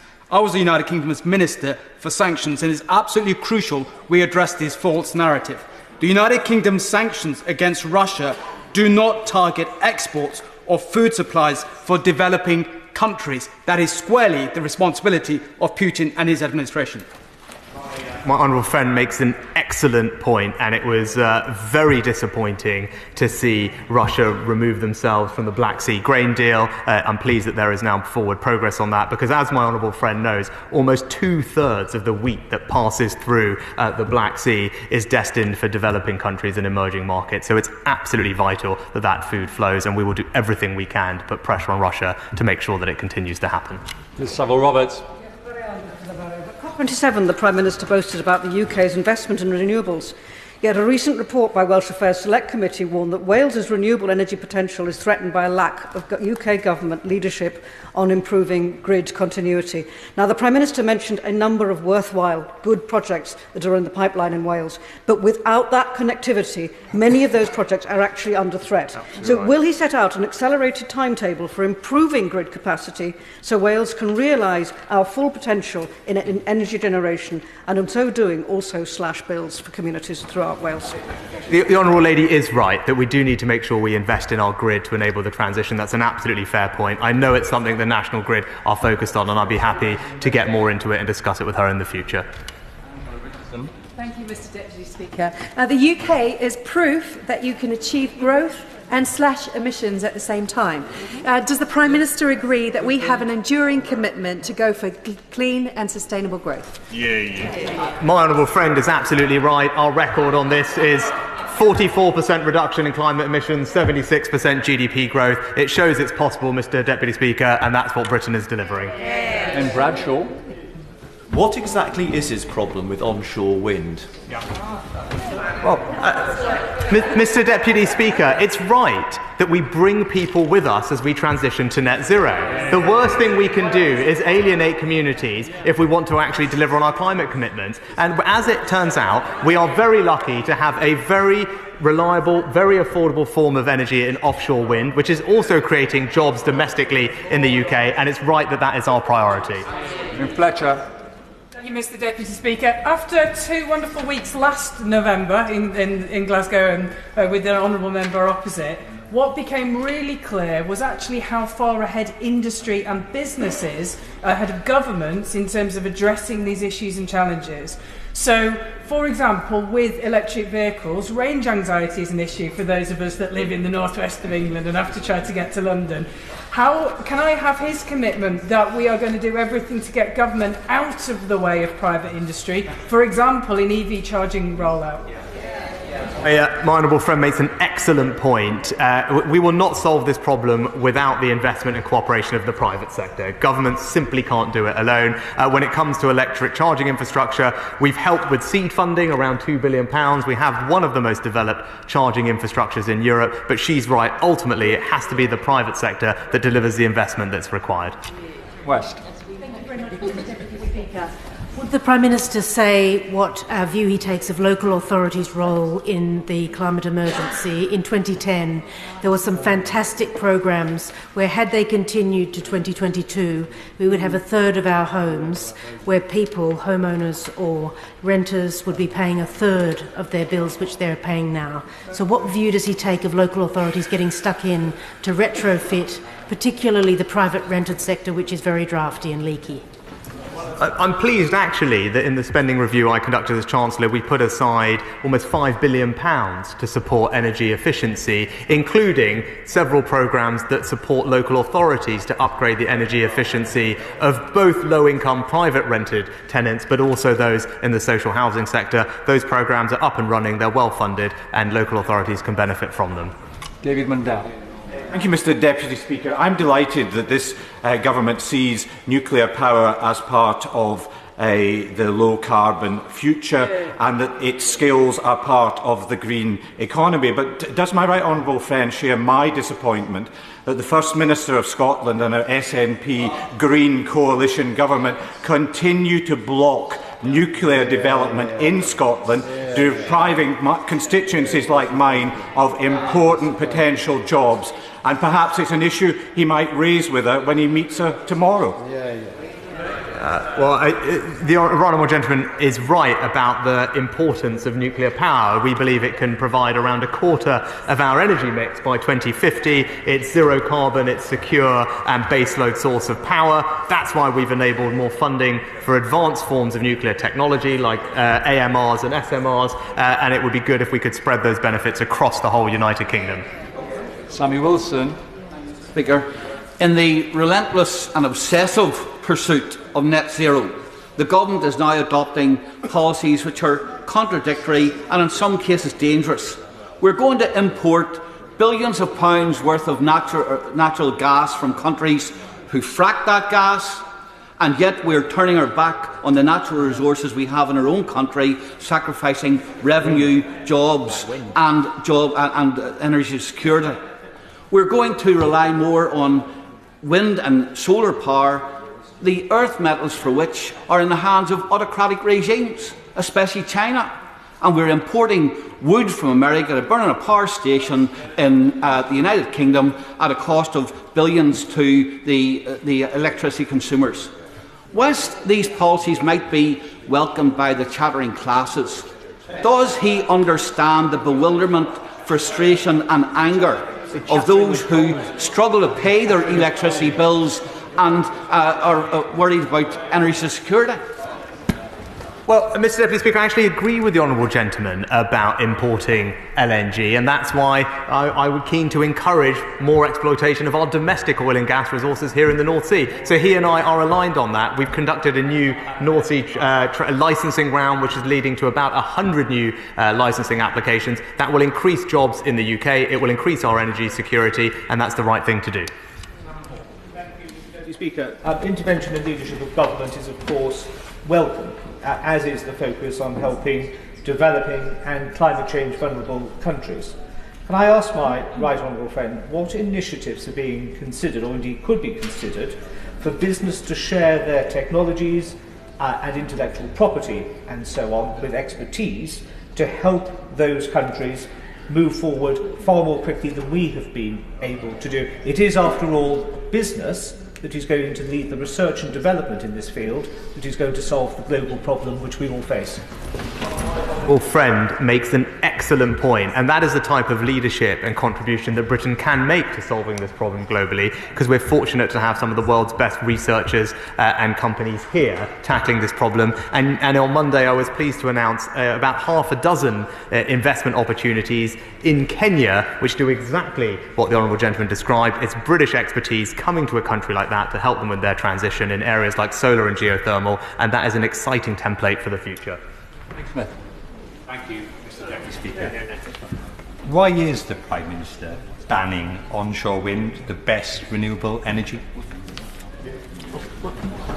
Well, Mr Deputy Speaker, we're providing 4 times as much renewable electricity today as we did in 2010. We have plans to go even further as we roll out offshore wind, which is something that is a competitive strength for the UK, and we will complement that energy mix with new nuclear, a source of energy that we all recognise that we need, that the previous Labour government said there was no economic case for at all. I'm trying to get everybody in. Please start with the question and then stop. Nikki Aiken. Thank you, Mr Deputy Speaker. Can I thank the Prime Minister for his statement today on COP27, and particularly for highlighting his discussions on migration with other European leaders. Does he agree with me that if we are to sort the migration crisis that we've got, that we must all work together to help those developing countries with their climate change challenges, so that we can also deal with the migration crisis? Yeah, my honourable friend makes a good point, and that's why I was pleased to discuss the migration issue with several, particularly European leaders, because we can't solve this problem alone, and as she said, it's far better to solve it at source before it arrives on our shores, and that's the approach that we're going to take. Chris Bryant. Thank you, Mr Deputy Speaker. The Prime Minister said that he and his party are more trusted by the British public on the economy. Well, there is one way of testing that, isn't there? It's a general election. We'd be happy to have that. But let me ask him whether he'd like to come and visit the Rhondda to see the problems that climate change is already bringing to one of the poorer constituencies in the land, in terms of flooding, in terms of runoff from the mountains, in terms of housing stock, which is very elderly and difficult to insulate, and a local authority which has already got a £12 million extra budget next year just to keep the lights on and the schools and the leisure facilities running. Will you come and visit the Rhondda and try and sort out some of these problems? Well, Mr Deputy Speaker, one of the things the honourable gentleman mentioned was energy efficiency. As I said, we've got billions of pounds in programmes to support local authorities to improve the energy efficiency of homes, particularly in deprived communities and those in low incomes. Those adaptations can save them hundreds of pounds on their energy bill, and I'd urge his local authority and others to engage with us to deliver them. Rory. Thank you, Mr Deputy Speaker. As we've heard today, energy security has never been more vital, and the journey to net zero is also our journey to energy sovereignty, and it'll also mean lower bills and more reliable, less volatile prices for our domestic market. Does my right honourable friend agree with me that Cornwall will play a vital role in this, offering lithium, floating offshore wind and deep geothermal energy? And can I extend an invitation to the Prime Minister to come and visit my businesses and see the work that's going on in the southwest? Well, I'd be delighted to, Mr. Deputy Speaker, and she's absolutely right about the importance of building resilience in supply chains like lithium. And I know my colleague is focused on our critical mineral strategy that was raised earlier as well. That is right, and Cornwall can play a key part in improving our resilience and security. Thank you, Mr. Deputy Speaker. We are on the highway to climate hell, with a foot still on the accelerator, says Antonio Guterres. His government is good on making plans, making promises, setting targets, but poor on delivery. Will he therefore re-establish the Department for Energy and Climate Change to coordinate a whole government approach, given that delivery of net zero is fragmented and not on track? Well, actually, Mr. Deputy Speaker, we are on track to meet all the climate targets that we've set. Our track record is that we have met them all. They are the most ambitious in the world, and it is a whole government effort. I can reassure her of that, and every minister in the government is committed to doing what they need to do to deliver on our ambitions. Bailey. Thank you, Mr. Deputy Speaker. In expertise terms, Stroud is the greenest constituency in the greenest county of Gloucestershire, so I welcome the important challenge about what net zero means to everyday people, because we are providing the solutions. Does my right honourable friend agree that government programmes like Jet Zero and expert green tech businesses like those in Stroud are going to be pivotal to the UK, meeting our targets here affordably for our constituents and helping other countries with climate challenges? My honourable friend is absolutely right, and this is why this can be a win-win. There are already hundreds of thousands of jobs in the UK that are involved in our transition to net zero. Not only is that good for our economy, but it's that expertise that is helping other countries make the transition, and we need to make sure that all our funding, all our policies are geared to supporting her fantastic businesses in Stroud, because that's the right thing to do for not just us, but for the world as well. Thank you, Mr. Deputy Speaker.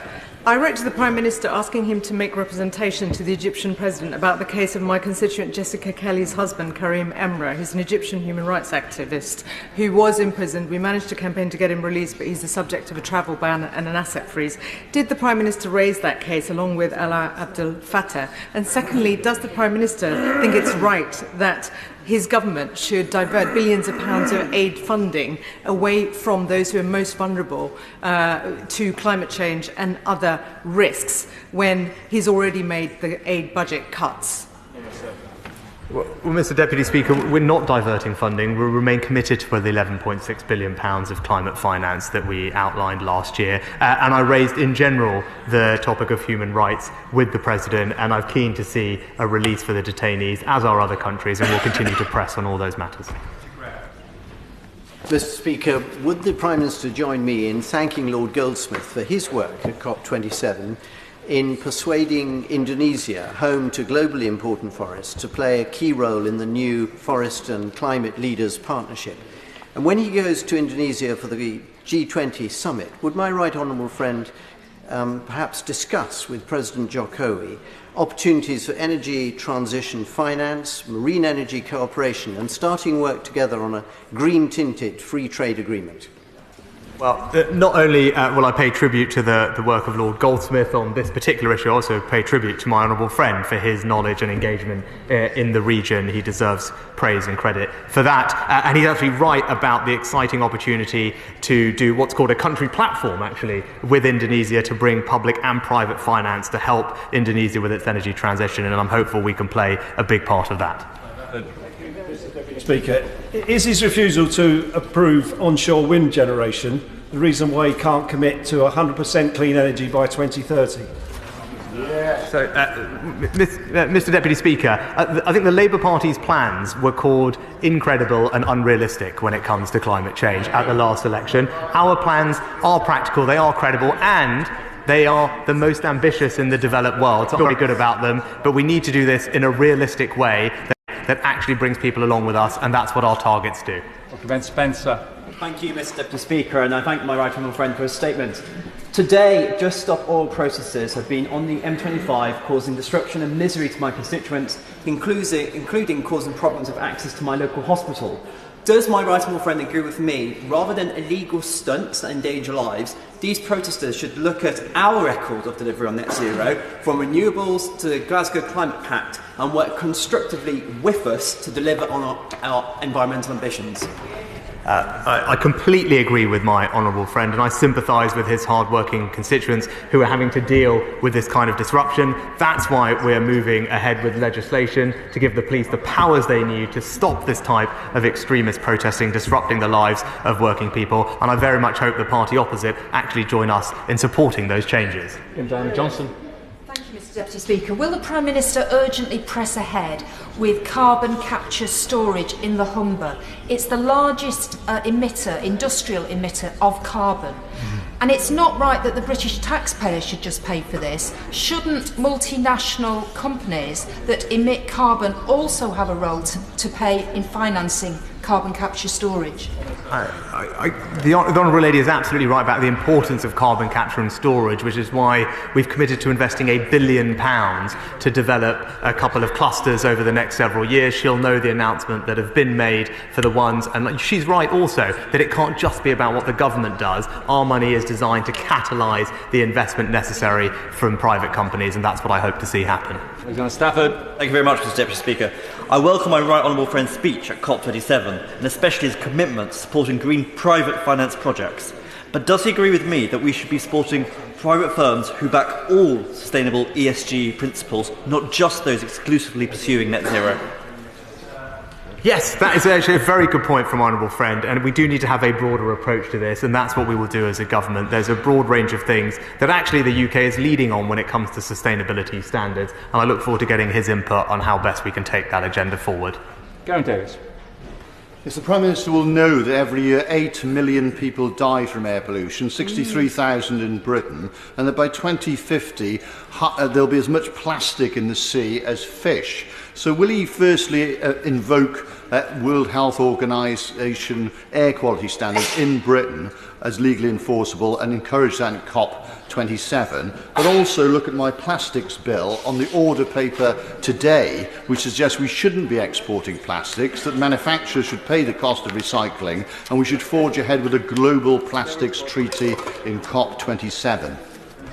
Well, Mr. Deputy Speaker, I'm pleased that air pollution has fallen significantly since 2010, including about a 40% reduction in nitrogen dioxide. Our Environment Act has new targets in place, and we've supported local authorities with about £800 million in funding to do that. And with regard to plastics, again, the Environment Act means that we will ban more single-use plastics, charge for others, and have a new enhanced producer responsibility and a deposit return scheme. It is an incredibly ambitious agenda to reduce the amount of plastic in our system. Thank you, Mr. Deputy Speaker. I'm proud that my Vauxhall constituency is leading the way with so many of my constituents concerned about global warming. My local council, Lambeth Council, was the first local authority in London to declare climate emergency, leading the way on policies to clean up the air. But we know that this action needs more than just local leadership, but national and international. So it was sad that the Prime Minister failed to show that by his reluctance to attend COP. So will he match the commitment from my constituents by showing his commitment and financing to help address this important issue? Well, Mr. Deputy Speaker, we have given that commitment, £11.6 billion in international climate finance. But as we've discussed, it's not just about what the government can do. We need private sector and private finance to help with the transition, and that's why all the changes we're making to the financial system are equally important, because that's where we'll unlock the trillions of dollars required. Andrew Jones. Speaker, across the world, economies are facing huge challenges caused by Putin's war in Ukraine. Does the Prime Minister agree that tackling climate change and achieving energy security are aligned, and that the war in Ukraine has made progress on domestic sustainable energy production even more urgent? My honourable friend is spot on. These two things go hand in hand. Greater energy security will help us meet our climate ambitions. We want cheaper, safer, cleaner forms of energy here at home, and that's what our plans are delivering. Jim Shannon. Thank you, Mr. Deputy Speaker. I thank the Prime Minister very much for his statement. I welcome the news that climate change remains a priority, but can I ask the Prime Minister, will he further assure this House that heating and eating for our elderly and vulnerable will also receive a priority? Whilst government seeks to be a good steward of the environment, and I welcome that, government will also needs to help our own people to have the basic quality of life that they deserve in this great nation of the United Kingdom of Great Britain and Northern Ireland. I join my honourable friend in paying tribute to those elderly constituents and citizens that we have. It's right that they get extra help over the winter with bills. That's why I prioritise them with the announcements earlier this year on the cost of living payments, and it's why they receive a winter fuel payment. But they will always be uppermost in our mind because they're particularly vulnerable to cold, and we will make sure that we look after them. Speaker, nature is declining rapidly, with a million species at risk of extinction and deforestation accelerating in the Amazon and around the globe. And if we're to limit global warming to 1.5 degrees centigrade, we must urgently halt and reverse its loss. So will he now support Labour's call for a net zero and nature test to align all public spending and infrastructure decisions with our climate and nature commitments? Well, Mr. Deputy Speaker, that's why I'm so pleased that one of our signature achievements last year was to have countries accounting for 90% of the world's forests to agree to reverse and halt land loss and degradation by 2030. We're playing our part in that. The announcements on Monday supporting the Congo were warmly welcomed, not just in that country, but by other countries in Africa, because they know that we are committed to this agenda. Grady. Mr. Speaker, he's very proud of the £11.5 billion that he keeps talking about that has been pledged, but when is that actually going to be dispersed? And if the aid budget is being cut, surely it's coming at the expense of other equally valid and equally important projects. And how on earth does slashing the 0.7 budget demonstrate the United Kingdom's Great Britain global soft power? Well, Mr. Deputy Speaker, the £11.6 billion is being spent over the period that it was outlined at the beginning, because it's right that we invest in the quality projects that can actually make a difference, not rush to get money out of the door and waste it. But yes, I make no apology for having to make some difficult decisions as Chancellor to ensure that our borrowing was on a sustainable trajectory. That's the right thing for this country. It's the right way to make sure that we can restrain the rise in interest rates, and this country will always continue to play a leading role around the world, and I'm proud that we are doing that. Deputy Speaker, President Zelensky has proposed an initiative for a global platform to assess the impact of military actions on the climate and environment, citing the impact of Russia's war on Ukraine as an example of war driving deforestation and renewed fossil fuel generation. Will the Prime Minister be supporting Ukraine's initiative at COP27? Mr. Deputy Speaker, I was pleased to speak with President Zelensky on my first day in office. He and I will remain in regular dialogue, and I'm sure we'll be discussing many ways which we can support Ukraine, first and foremost repelling the illegal Russian aggression that they are experiencing. Mr. Deputy Speaker, given the rapid decarbonisation of the steel industry, there is no business case for the West Cumbria coal mine, which is on his colleague, the Secretary of State for Levelling Up's desk at the moment. But there was never a case for it when it comes to protecting our planet. We have to keep our fossil fuels in the ground, not digging them up and then burning them. He will be aware that for the third time now, this government has delayed the decision on whether to approve the West Cumbria coal mine until after COP26 and now until after COP27. We've been told there's a hard and fast date. The decision will be made by the 8th of December. Will his government stick to that promise, or will they do the right thing and say no to a new coal mine? Hear, hear.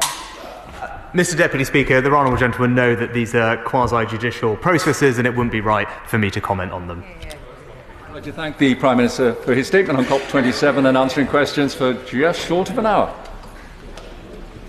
We're now moving on to the next statement, and I call Chris Heaton-Harris. Thank you, Mr. Deputy Speaker. With permission, I would like to make a statement on the issues arising from the failure of the devolved government of Northern Ireland, the Northern Ireland Executive, to form. Mr. Deputy Speaker, the overriding priority of this government is to implement, maintain and protect the Belfast Good Friday Agreement. Northern Ireland is governed best when governed locally. Since May, that has not been possible, but our commitment remains absolutely clear. This government believes that this is the moment for restoration of the devolved institutions and will work to that end as a matter of the utmost priority. My predecessors have all referred to critical times for Northern Ireland, and there have been many, but this year is indeed a critical one.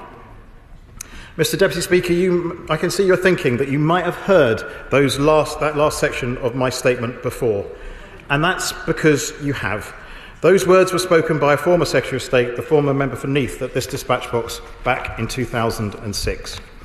And whilst these times are different, with different issues affecting Northern Ireland, I and this government believe strongly that the people of Northern Ireland deserve a functioning assembly and executive where locally elected representatives can address issues that matter most to the people that elect them.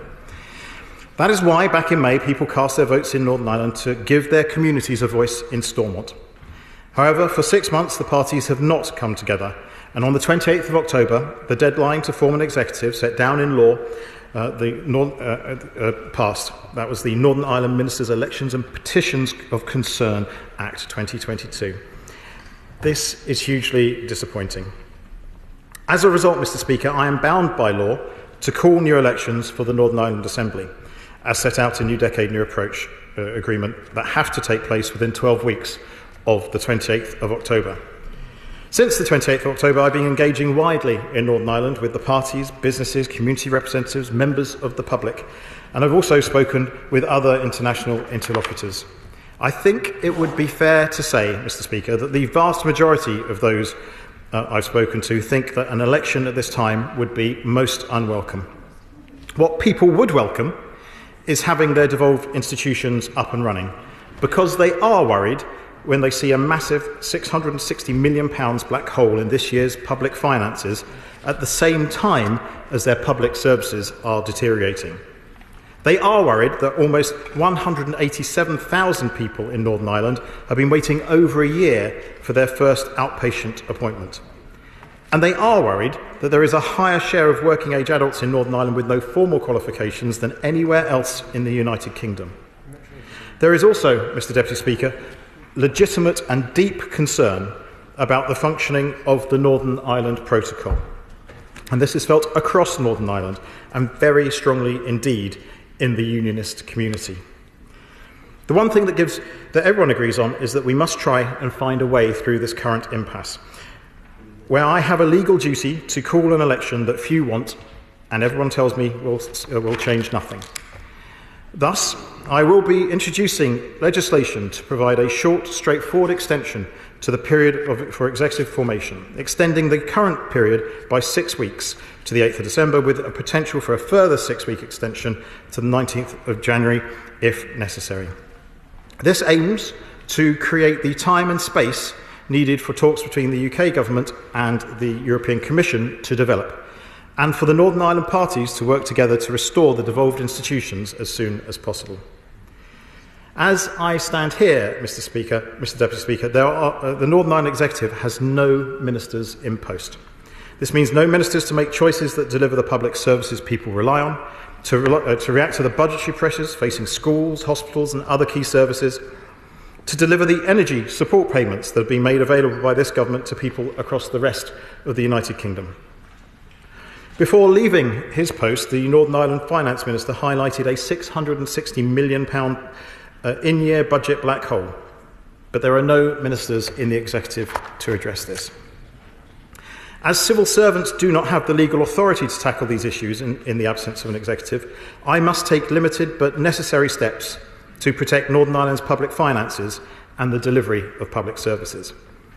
So, as has been done before, the legislation I introduce will also enable Northern Ireland departments to support public service delivery, make a small number of vital public appointments, like to the Northern Ireland Policing Board, and address the serious budgetary concerns I've already mentioned. And when so many are concerned about the cost of living in Northern Ireland, I know the public there will welcome a further measure I intend to address. Another matter addressed by the former Secretary of State, who I quoted earlier. People across Northern Ireland are frustrated that the members of the Legislative Assembly continue to draw a full salary whilst not performing all of the duties they were elected to do. I will thus be asking for this House's support to enable me to reduce MLA's salaries appropriately. Mr. Speaker, let me end by repeating that the overriding priority of this government is to implement, maintain and protect the Belfast Good Friday Agreement. This has been the bedrock of so much of the progress in Northern Ireland over the last quarter century. There are some, Mr. Speaker, who have called for joint authority of Northern Ireland in recent days, and let me just say this will not be considered. The UK government is absolutely clear that the consent principle governs the constitutional position of Northern Ireland, under which Northern Ireland is an integral part of the United Kingdom.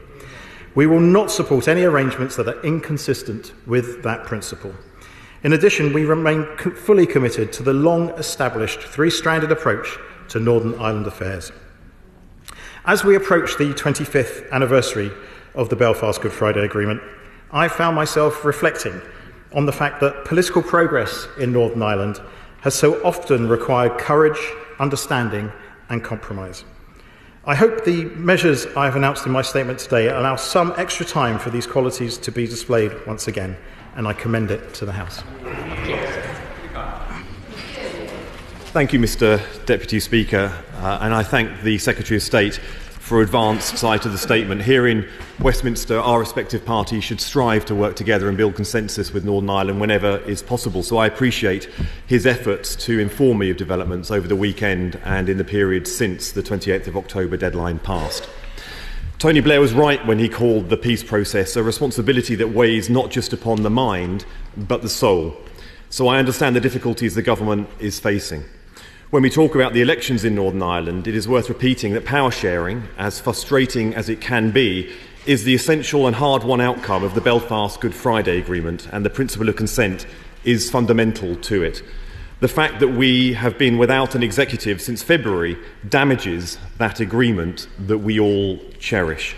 It has also hit public finances. The Independent Fiscal Council has been clear that the lack of executive has made it harder to manage the pressure of inflation. The cost of living crisis is hitting Northern Ireland particularly hard. The government must urgently implement the support it has promised. If the government delays any further, it must give the people of Northern Ireland an explanation beyond simply saying that it's complicated. The Labour Party has taken a constructive approach to the challenges posed by the absence of devolution. We have called for any of the three Prime Ministers in that time to use their great office to bring parties together. So can the Secretary of State confirm when the current Minister for the Union, also the Prime Minister, will be visiting Belfast? We have also we have taken all parties on their own terms.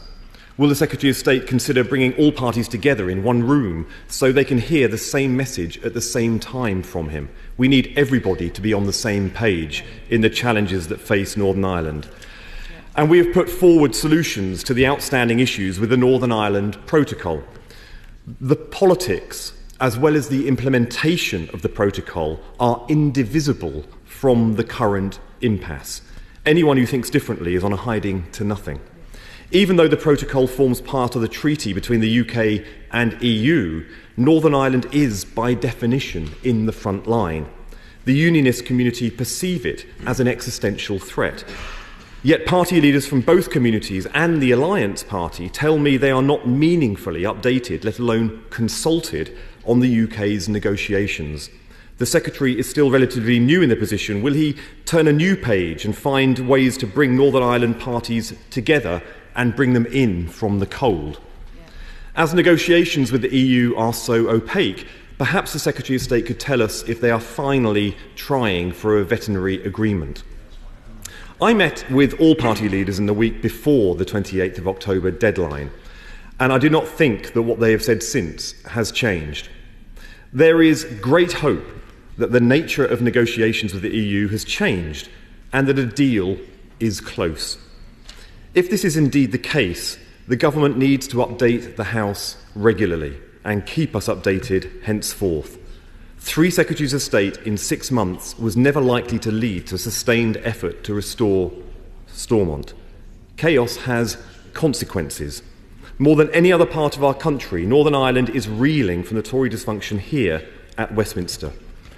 I have been clear that I will support the government in delaying elections in extreme circumstances, but we need to hear what the time is going to be used for. This is the crux of the matter. The government wasted the last 6 months, so what will they do in the next few weeks that they have brought themselves that they didn't do in the previous weeks running up to where we are now? If the coming period is to be fruitful, something different needs to happen.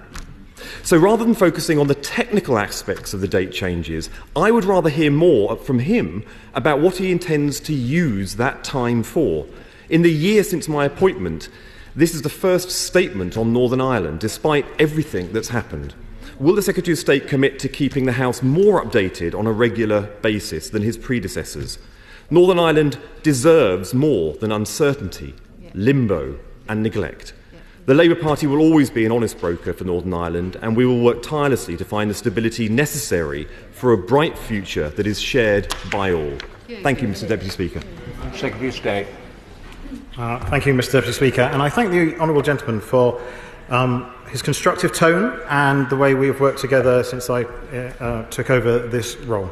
And I welcome the fact that he too noted what the Fiscal Council report issued yesterday has said and what it actually does mean in real terms, how it explains what it means in real terms to have such a budget deficit in Northern Ireland's finances and the difficulties that this brings. He asked me about bringing all parties together, and I would be delighted to do so. The one thing I guess the Secretary of State for Northern Ireland can do is convene. There are lots of conversations to be had, and I know that all the parties are very willing to talk with me, and I hope they would all be very willing to talk with each other as well. So I shall absolutely take up that opportunity. But I also enjoy my individual conversations with them, and I do believe those to be very important indeed. He asks about updating the House or updating the Northern Ireland parties about the ongoing talks, negotiations on the EU protocol. Firstly, this is not my negotiation to update the House on. It's the Foreign Secretary who is conducting the negotiations. And secondly, in my experience, I spent a decade in the European Parliament and have now spent 12 years in this place. I reckon it's probably quite unhelpful in many ways to provide a running commentary on negotiations. But I understand the sentiment behind the ask that he made, and I will ask the Foreign Secretary to see what can be done to offer appropriate briefings to the parties concerned. The legislation I will introduce intends to create the time and space needed for the talks between the UK and the European Union to develop, and for the Northern Ireland parties to work together to restore the devolved institutions as soon as possible. And I think it's only right that as we move forward, that I do update the House on a regular basis on those matters. The Select Committee. Thank you, Mr. Deputy Speaker. Can I thank my right honourable friend for his statement, welcome his proposals with regards to the pay cut, and add my agreement to his words that now is the time for bravery, leadership and compromise, such as we saw in the time period leading up to the signing of the Belfast Good Friday Agreement. Mr. Deputy Speaker, my right honourable friend at NIAC said quite recently that with regards to the rubric of the formulation of the executive, that should be a bottom-up review rather than top-down. Could I just ask him to reflect on that, given the impasse that we are in, and given the more than desperate requirement for functioning devolution for the people of Northern Ireland at a time of high inflation, interest rates and cost of living? Surely, in the 21st century, no one party should have a veto on devolution. I thank the Select Committee Chair for his words, and indeed the session, my first ever session as a Select Committee, in the Select Committee a few weeks ago, and I do appreciate what he says in many ways, but the bedrock of the peace and prosperity that has has flowed through Northern Ireland's veins for the last 25 years is the Belfast Good Friday Agreement, and in there the three strands are absolutely clear about both consent and majorities, and so. I do understand that there are various political parties now, and indeed others, now talking about how things might change in the future, how reformation, as he put it, could occur. And I know those conversations are taking place. But my job at this point in time is to, and I hope what this statement does, is to clear the space for a period of time so we can get on with both. As I will keep reminding the House, give us the time and space needed for the talks between the UK and the EU to develop, and for the Northern Ireland parties to work together to restore devolved institutions as soon as possible. Can I thank the Secretary of State for advance sight of his statement? And I very much echo his sentiment that Northern Ireland is governed best when it's governed locally. But I think it's also important to recognise that government and politics in Northern Ireland works best when there are good and productive relations also between London and Dublin and between the UK and the European Union. Now, Northern Ireland has been in the very unfortunate position of having both its governments paralysed by inaction over the past few months, albeit for different reasons. But we're very clear that we consider that the best place for MLAs to be, and where we think the overwhelming majority of people in Northern Ireland would expect them to be, is at work in Stormont, holding a functioning executive to account as it gets on with overseeing the delivery of important public services. We don't think it serves the interests of people in Northern Ireland for there not to be an executive in place, but neither would it serve their interest to hold an election which, if it were to achieve anything, would only be to further entrench already well-dug positions. So we therefore look forward to seeing the legislation coming forward on the period for executive formation, and to allow for essential decision-making to take place in the meantime, and to allow for some long overdue negotiations to take place. But while we've been clear that the protocol is a necessary measure to protect Northern Ireland from Brexit, we've also been clear that it's not unreasonable in light of experience for the UK government to try and renegotiate that. So would the Secretary of State agree with me that in reaching any new settlement in the protocol, it can't only be about Northern Ireland, and that a revised settlement will only be a better settlement if it eases trades for all part of the UK, including UK-EU export trading and environment, rather than just trade between GB and Northern Ireland? I thank the honourable gentleman for his contribution and again for his support.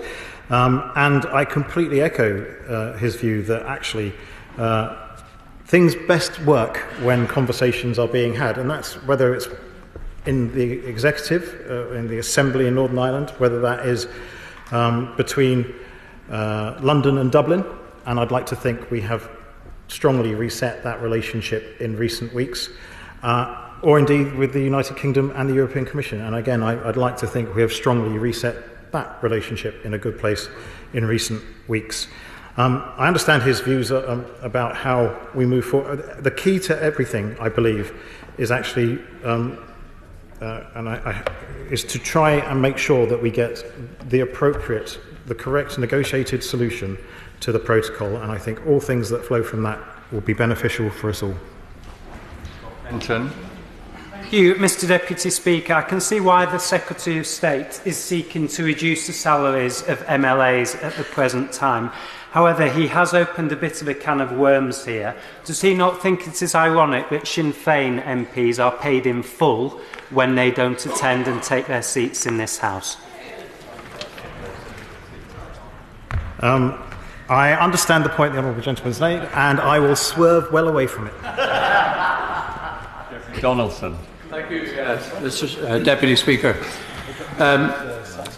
The Secretary of State is making this statement under provisions laid out in the New Decade New Approach Agreement. And yet the only remaining part of that agreement that has not been implemented, honoured by this government, is the most important one of all: restoring Northern Ireland's place in the UK internal market. We've had legislation passed on language and identity and other pieces of legislation, including the provisions that the Secretary of State draws upon today. We recognise that the government has brought forward legislation on the protocol. That is welcome, and that negotiations are ongoing. Can I just say to the Secretary of State that the Belfast or Good Friday Agreement is based upon the principle of consensus, cross-community support. And when I hear some members in this House saying that no one party should have a veto and praising the Good Friday Agreement, maybe they need to read the agreement again and recognise that it's cross-community. And the silence from some, when Sinn Féin held no government in Northern Ireland for 3 years, they kept us without a government, and nothing was said about removing the Sinn Féin veto. So let's be even-handed in this. And I, in conclusion, say to the Secretary of State, words like courage, understanding and compromise are fine and good words. But what the people of Northern Ireland need now, and the sooner the better, is a solution that sees the institutions restored on the basis that Northern Ireland is an integral part of the United Kingdom, in line with Article 1 of the Belfast Agreement and in line with the Act of Union itself. Well done. I thank the right honourable gentleman for his words and his questions, and I hear exactly what he says. He details where legislation is in this place. As he well knows, the protocol bill is going through, I believe, through committee now in the House of Lords, unamended at this point. So it is moving at a good pace.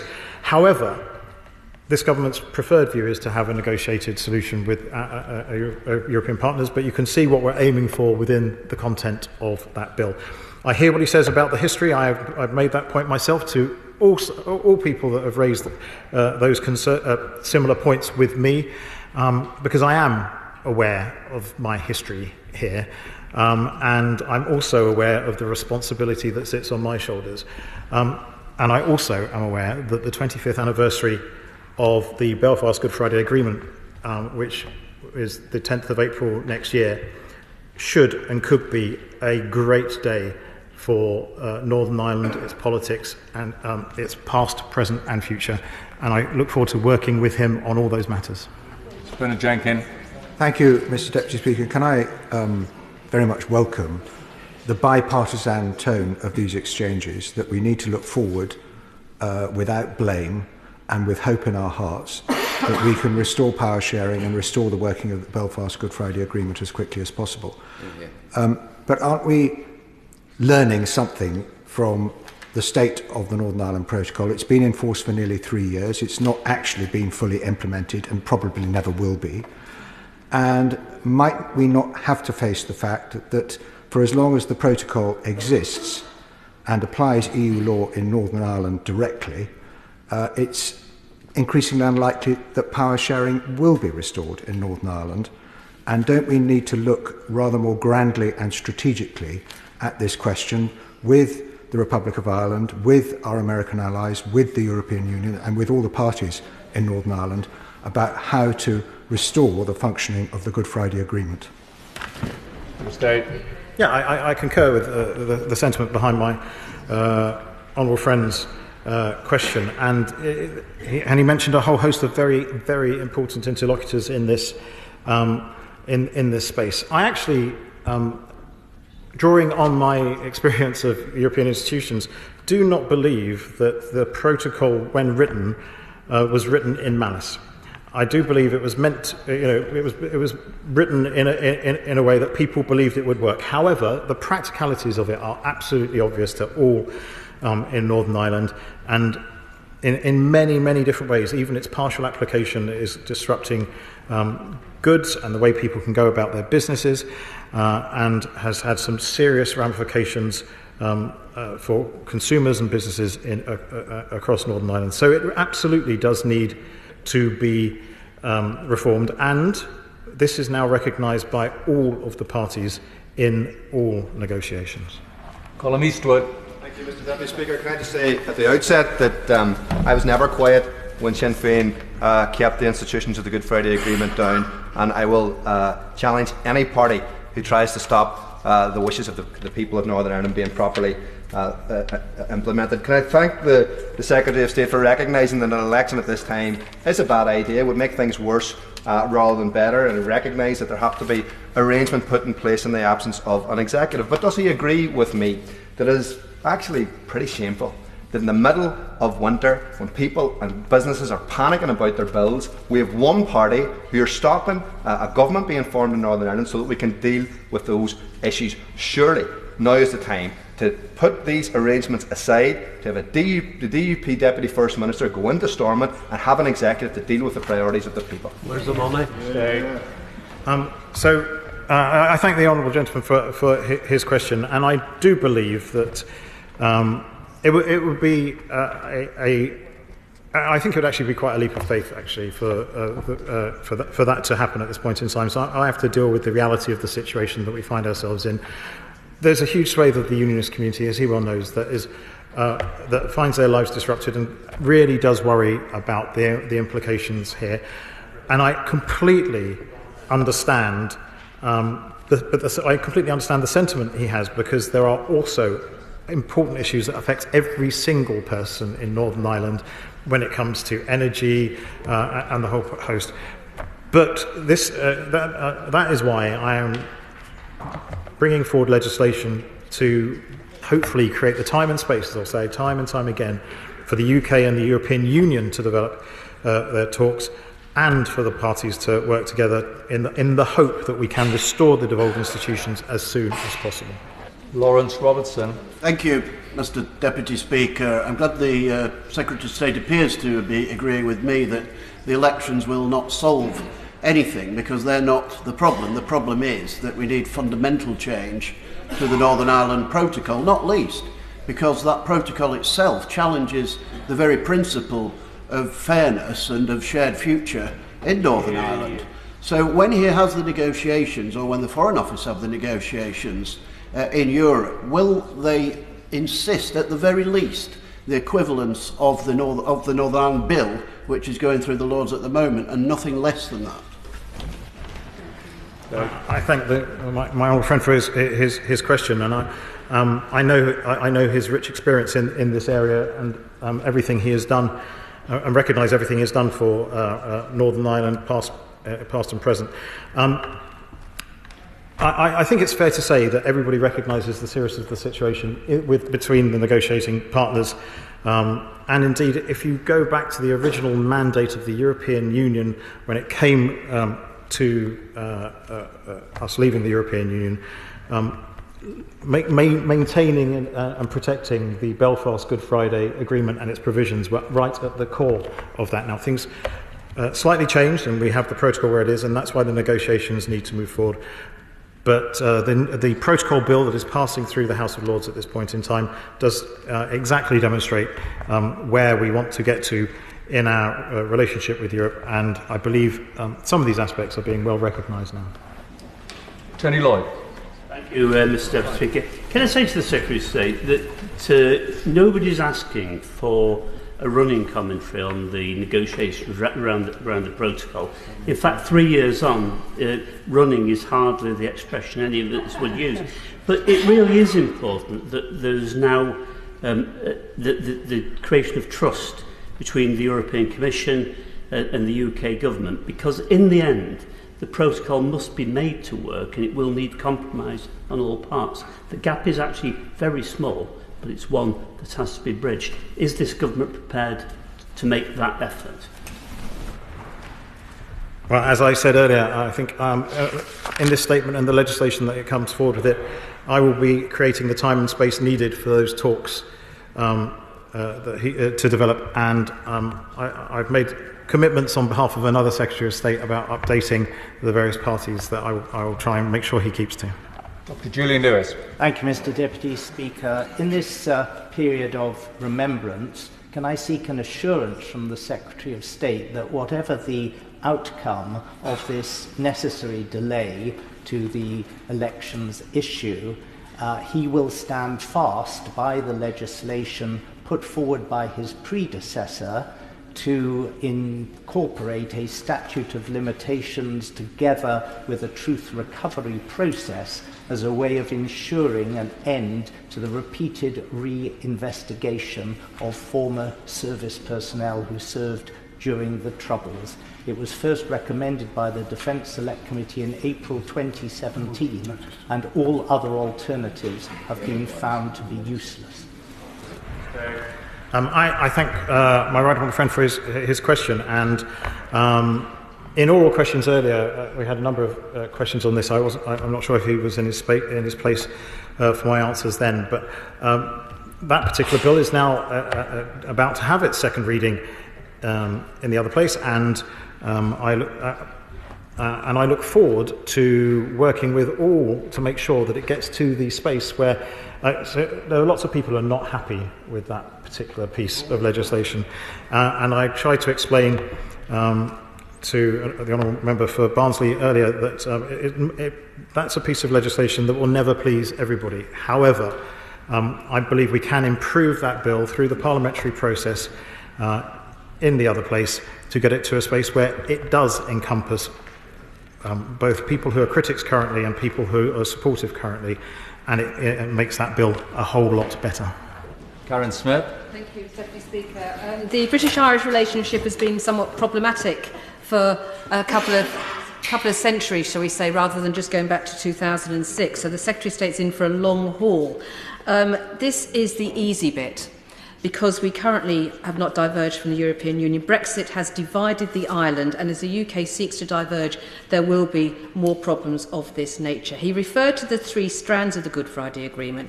He needs to make sure that those 3 strands are fully implemented to help us through this crisis and the one that is forthcoming. What action is he proposing to take with regard to strands 2 and 3? I intend to spend a lot of time working on all 3 strands. I'd like to think the Honourable Lady would have already noticed a rather complete change in tone and emphasis, and indeed friendship, between the Government of Ireland and the Government of the United Kingdom, and the way we work. It's based on respect and trust, and that's what I intend to bring to all of my relationships, whether they are institutions based in any of the 3 strands or relationships outside them as well. Val. Thank you, Mr. Deputy Speaker. It can't ever be easy to be Northern Ireland Secretary, but at a time like this, with a moment like this and the impasse we have, it's perhaps no wonder if he's thinking back a bit fondly, my right honourable friend, at his time as Chief Whip, as a time of relative simplicity. Could I welcome the clarity he's provided today, the opportunity for more dialogue and more reconciliation and compromise that his statement has provided? And does he agree that all parties, including us with the EU, but the parties in Northern Ireland as well, must use this time to break the stalemate we have and ensure an executive is restored in time for that 25th anniversary of the Belfast Good Friday Agreement? I thank my honourable friend for his question, and I'm not sure whether I look back fondly on those times or not. They were certainly very interesting. But I'd lost my hair before that point in time, so it's difficult to judge. What I would say to him is he's absolutely right. We have now got some time and space to both reflect, understand everybody's positions. There are principal positions that I completely understand that have been articulated by the unionist community in Northern Ireland with its reference to issues with the protocol. And to fix those, we also need the time and space to have those discussions with our European Commission interlocutors. That is what part of what I hope to do with the legislation I bring forward. Carla Lockhart. Thank you, Mr. Deputy Speaker. It is welcome that latterly the EU see the errors of their way and are showing a willingness to negotiate the wrongs of the Northern Ireland Protocol with our government.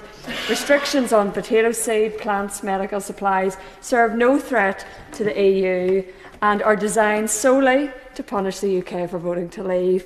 Can the Secretary of State confirm to my constituents whether or not the government remain committed to achieving the same outcome through negotiations as would be delivered through the Protocol Bill as promised by the former Prime Minister? Yeah. Yes. Stella Creasy. Thank you, Mr. Deputy Speaker. I think we all agree that life cannot stop for the people in Northern Ireland. Progress cannot stop. Now, I notice that the Minister says that he's going to take, the Secretary of State says he's going to take powers over public service delivery. He will recall in the statement he made on the 25th of October, where he accepted responsibility for ensuring that women in Northern Ireland can access their human right of a safe, legal and local abortion. Yeah. He said that it was for the Northern Ireland Executive to fund that service. Women in Northern Ireland have had 3 years now of various Secretaries of State exchanging letters, rattling and saying that somehow this is going to happen, and yet it is not the case. Given he has these powers, can he now tell us the date on which a woman in Northern Ireland, if she so chooses, can access a safe, legal and local abortion? Yeah. I actually can't say to the Honourable Lady that particular date, because there is a bit more in this process that needs to be done, because I have said what I've said, and I hope to meet with the Commissioners of Services in the next week or so, and we'll be writing to the Directors of Finance in the trusts to hopefully ensure to them that the money will be flowing so they can start to build up the services they require to serve. Stephen Farry. Thank you. There is no excuse, frankly, for the executive not being functioning at present, and even a deal with the European Union over the coming weeks may not be enough for some.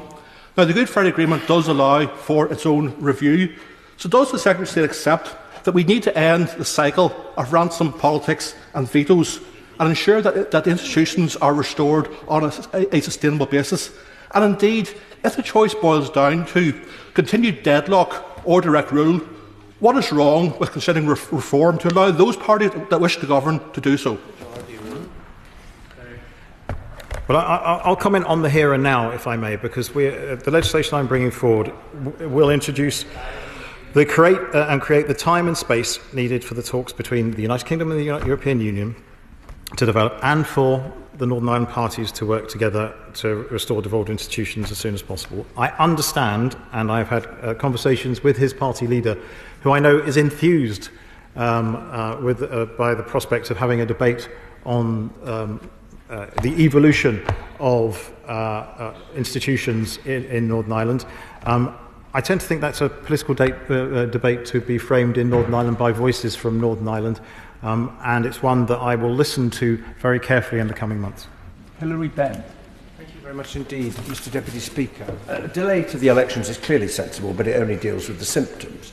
Now, we're told that technical discussions are taking place on the protocol, but we all know this is a political problem that requires a political solution. So can the Secretary of State assure the House that the time that he is now making available will be used for intensive political negotiations with the EU to find the landing zone that he has said he believes there to be, and I agree with him, so that the institutions in Northern Ireland can get up and running again? I think the right honourable gentleman will be pleased with the pace and sincerity with which negotiations and talks will continue in the coming weeks. Gavin Robinson. Thank you very much, Mr Deputy Speaker, and can I welcome the Secretary of State's commitment that there will be no consideration of joint authority. Can I mildly castigate the NIO for the 48-hour hiatus where they left that question hanging 2 weeks ago with no clarification, but it is a welcome commitment on the floor today. And if he extending that commitment into considering the three-stranded approach within the Belfast Agreement, was he as bemused as I was to see the Taoiseach of the Irish Republic last Monday indicate that any reforms would have to involve and be predicated upon the agreement of the Irish Republic? He knows that is a breach of Strand 1, and does he accept that to facilitate the Irish Government having such a role would be indeed the joint authority he has just ruled out? It's kind of him to admonish my department. I think you'll find this is a problem that politicians have. That I did actually stand outside the Northern Ireland Department and knock back, as it were, joint authority within a few hours of it being mooted. However, I'd also said a couple of other things that seemed to catch to catch the public's eye rather than that. However, our focus is on ensuring the institutions in Northern Ireland are able to deliver on the priorities of its people, and that means our first priority must be in restoring the executive. And the people of Northern Ireland deserve a stable and accountable devolved government, and will continue to work tirelessly to secure that objective. I hear what he says about other commentators. He will understand that there is a massive international focus on what is going on in Northern Ireland, and I, like him, intend to ensure that all strands of the Belfast Good Friday Agreement are continue to be agreed to. Claire Hanna.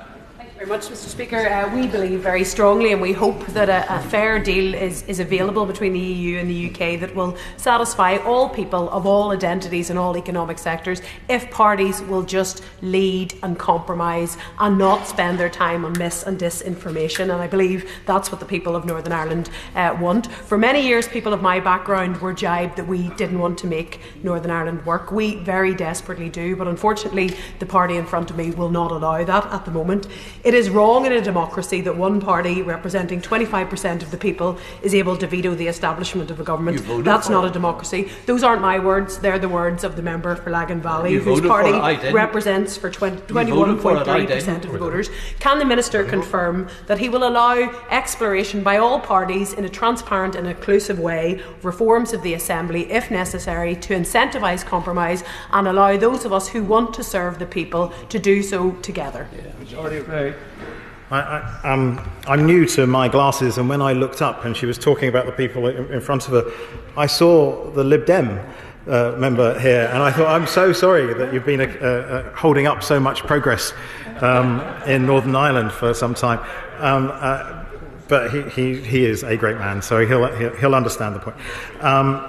I hear what she says. I won't be stopping any debate on anything. The one thing I have learnt very quickly in Northern Ireland is that it's impossible to stop any sort of conversation or debate, so I won't even be trying. Alistair Carmichael. Thank you very much, Mr Deputy Speaker. Can I apologise to you and to the Secretary of State for missing the start of his statement, and I promise him when I have the sort of influence that he ascribes to me, he will certainly know about it.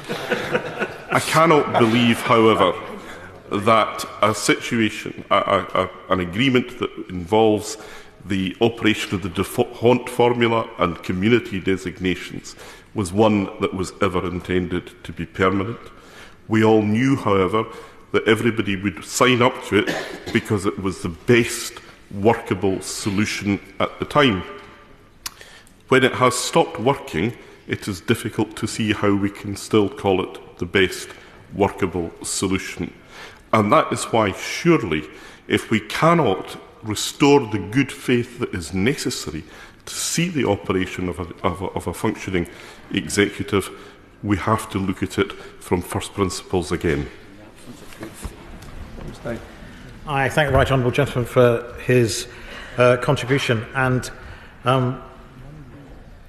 I've been reading up actually on the history of the Belfast Good Friday Agreement, and I promise, and he will know this, and I don't mean it glibly, but it wasn't a very easy process to get to the point that it got to, and it did involve huge sacrifices of personal and political capital by some very, very well-respected and great men, some honoured internationally, and but I think it's actually, I really do think we can get the institutions up and running again. There is a problem that we have to solve that will help that, which is the reformation of the protocol, and hard work is ongoing to try and achieve that.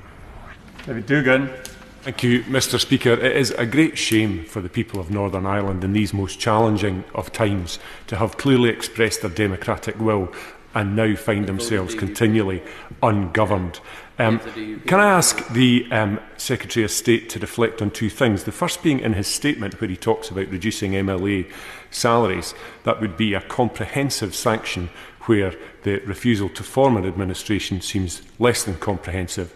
And the other is that this hugely complex and challenging dynamic is a direct consequence of Brexit, which was not properly transacted in this place prior to actually leaving the EU, and it's now the people of Northern Ireland, of all communities, who are paying the most weighty price for that failure to govern properly. Well, I'd humbly push back on the second part of his question, but completely understand what he says when it comes to the action I plan to take on MLA pay. Actually, the course of action I intend to take on MLA pay has been done before and has got a legal basis. So I feel comfortable in that I will be able to do it, but I do understand the points that he made. Jim Shannon. Mr Deputy Speaker, I can thank the Secretary of State for his statement today. It's a matter for the Secretary of State if he wishes to call or not to call an election and legislate here in this House for that purpose. The Secretary of State brought the focus onto it himself. Does the Secretary of State recognise that unionism is ready to renew and strengthen our mandate, but only when the protocol is replaced with arrangements that unionists support and are behind? It will be an election for nothing, as the Secretary of State and others have said as well. Elections are the bedrock of democracy, but unlike others, we will readily take our case to electorate and win again. I'm yet to find Well, actually, I do. No, that's not true. So let me start again. I completely understand what the honourable gentleman states, but actually, the election was not brought by me. The election was brought by the Northern Ireland Ministers' Elections and Petitions of Concern Act following the cross-party agreement. I know the UUP did not agree to it, but from New Decade, New Approach. And the timings are all set out within there. What happened was the legal duty fell to me, and it still sits on my shoulders. I've outlined what I intend to do as we move forward. It's a very interesting thing when politicians are keen to have elections. I think we all say things that we might say being keen about something, but I wouldn't want to wish on the good people of Northern Ireland a Christmas election, and so that's why I've brought forward these measures today. Karen Davis. The UK voted for Brexit, but not to leave the single market, just to leave the political union, and Northern Ireland did neither. So will the government consider the UK converging with a view to eventually rejoining the single market, so that the Good Friday Agreement and peace is protected, so that Northern Ireland governance is resumed, trade is supported and international law is respected? The honourable gentleman is wrong and he needs to move on. Sammy Wilson. Thank you, Mr. Deputy Speaker.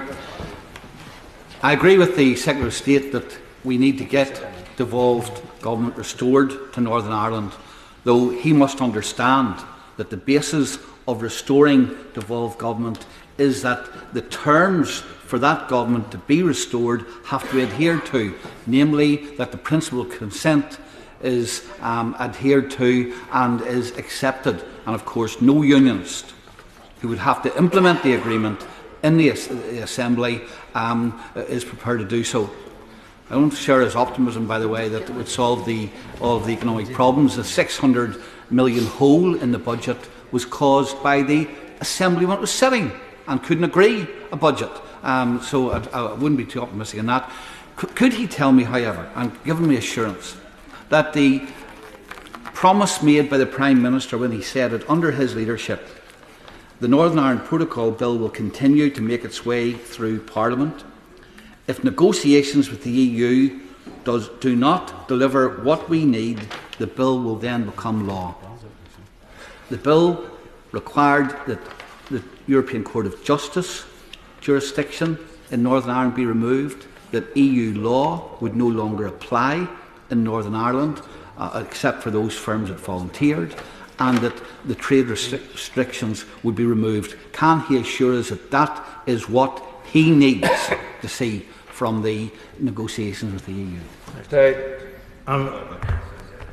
The very simple answer is to say yes, but I really enjoyed as reminded by my honourable friend from Newcastle on the Lyme just a moment ago, I used to, as Chief Whip, enjoy my weekly conversations with the honourable gentleman, and we debated these points. We talked about these points a great deal, so he knows that I would understand that I will always prefer to have a negotiated outcome, and I believe it is possible.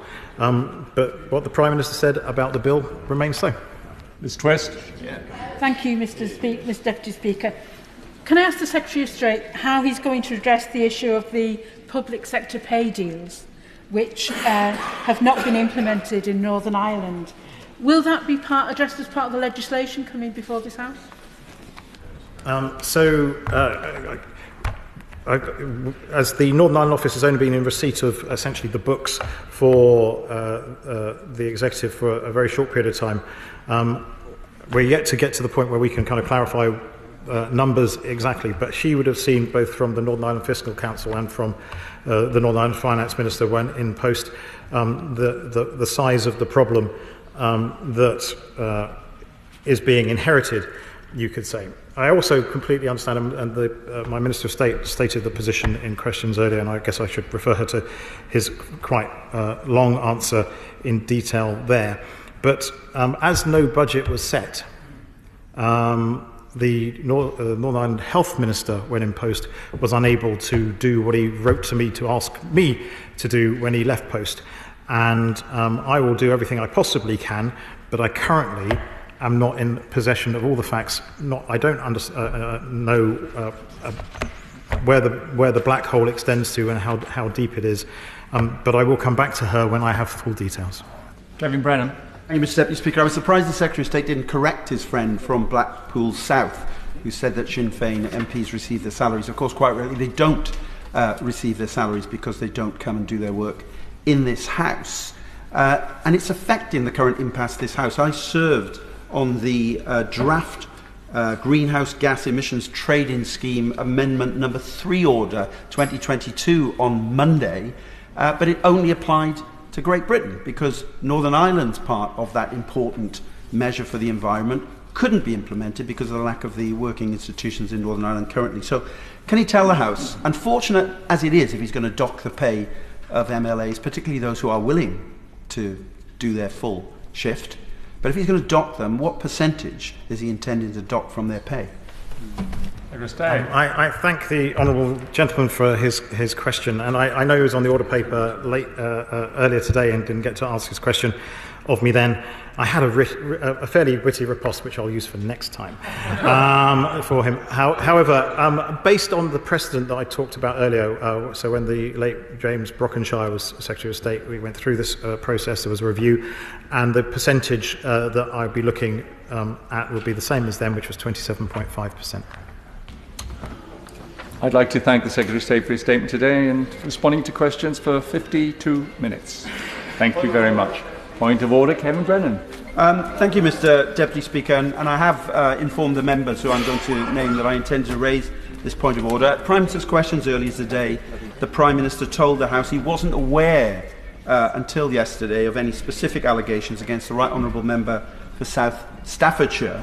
However, the former Conservative Party chairman, the member for Rossendale and Darwin, publicly said that he informed the Prime Minister of a complaint that had been made regarding allegations of bullying and intimidation of parliamentary colleagues by the Right Honourable Member for South Staffordshire well in advance of that. I wonder, Mr Deputy Speaker, whether you could inform us whether the Prime Minister has given any indication that he intends to return to the House to correct the record, because I know that Mr Speaker is extremely keen that statements made to this House should be accurate and truthful.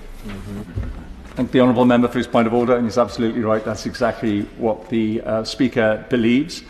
I've been given no indication that there is going to be a statement made by the Prime Minister today, but the Treasury bench will have heard his point of order, and I'm sure that they will pass it on to him. Thank you very much. Leila Moran.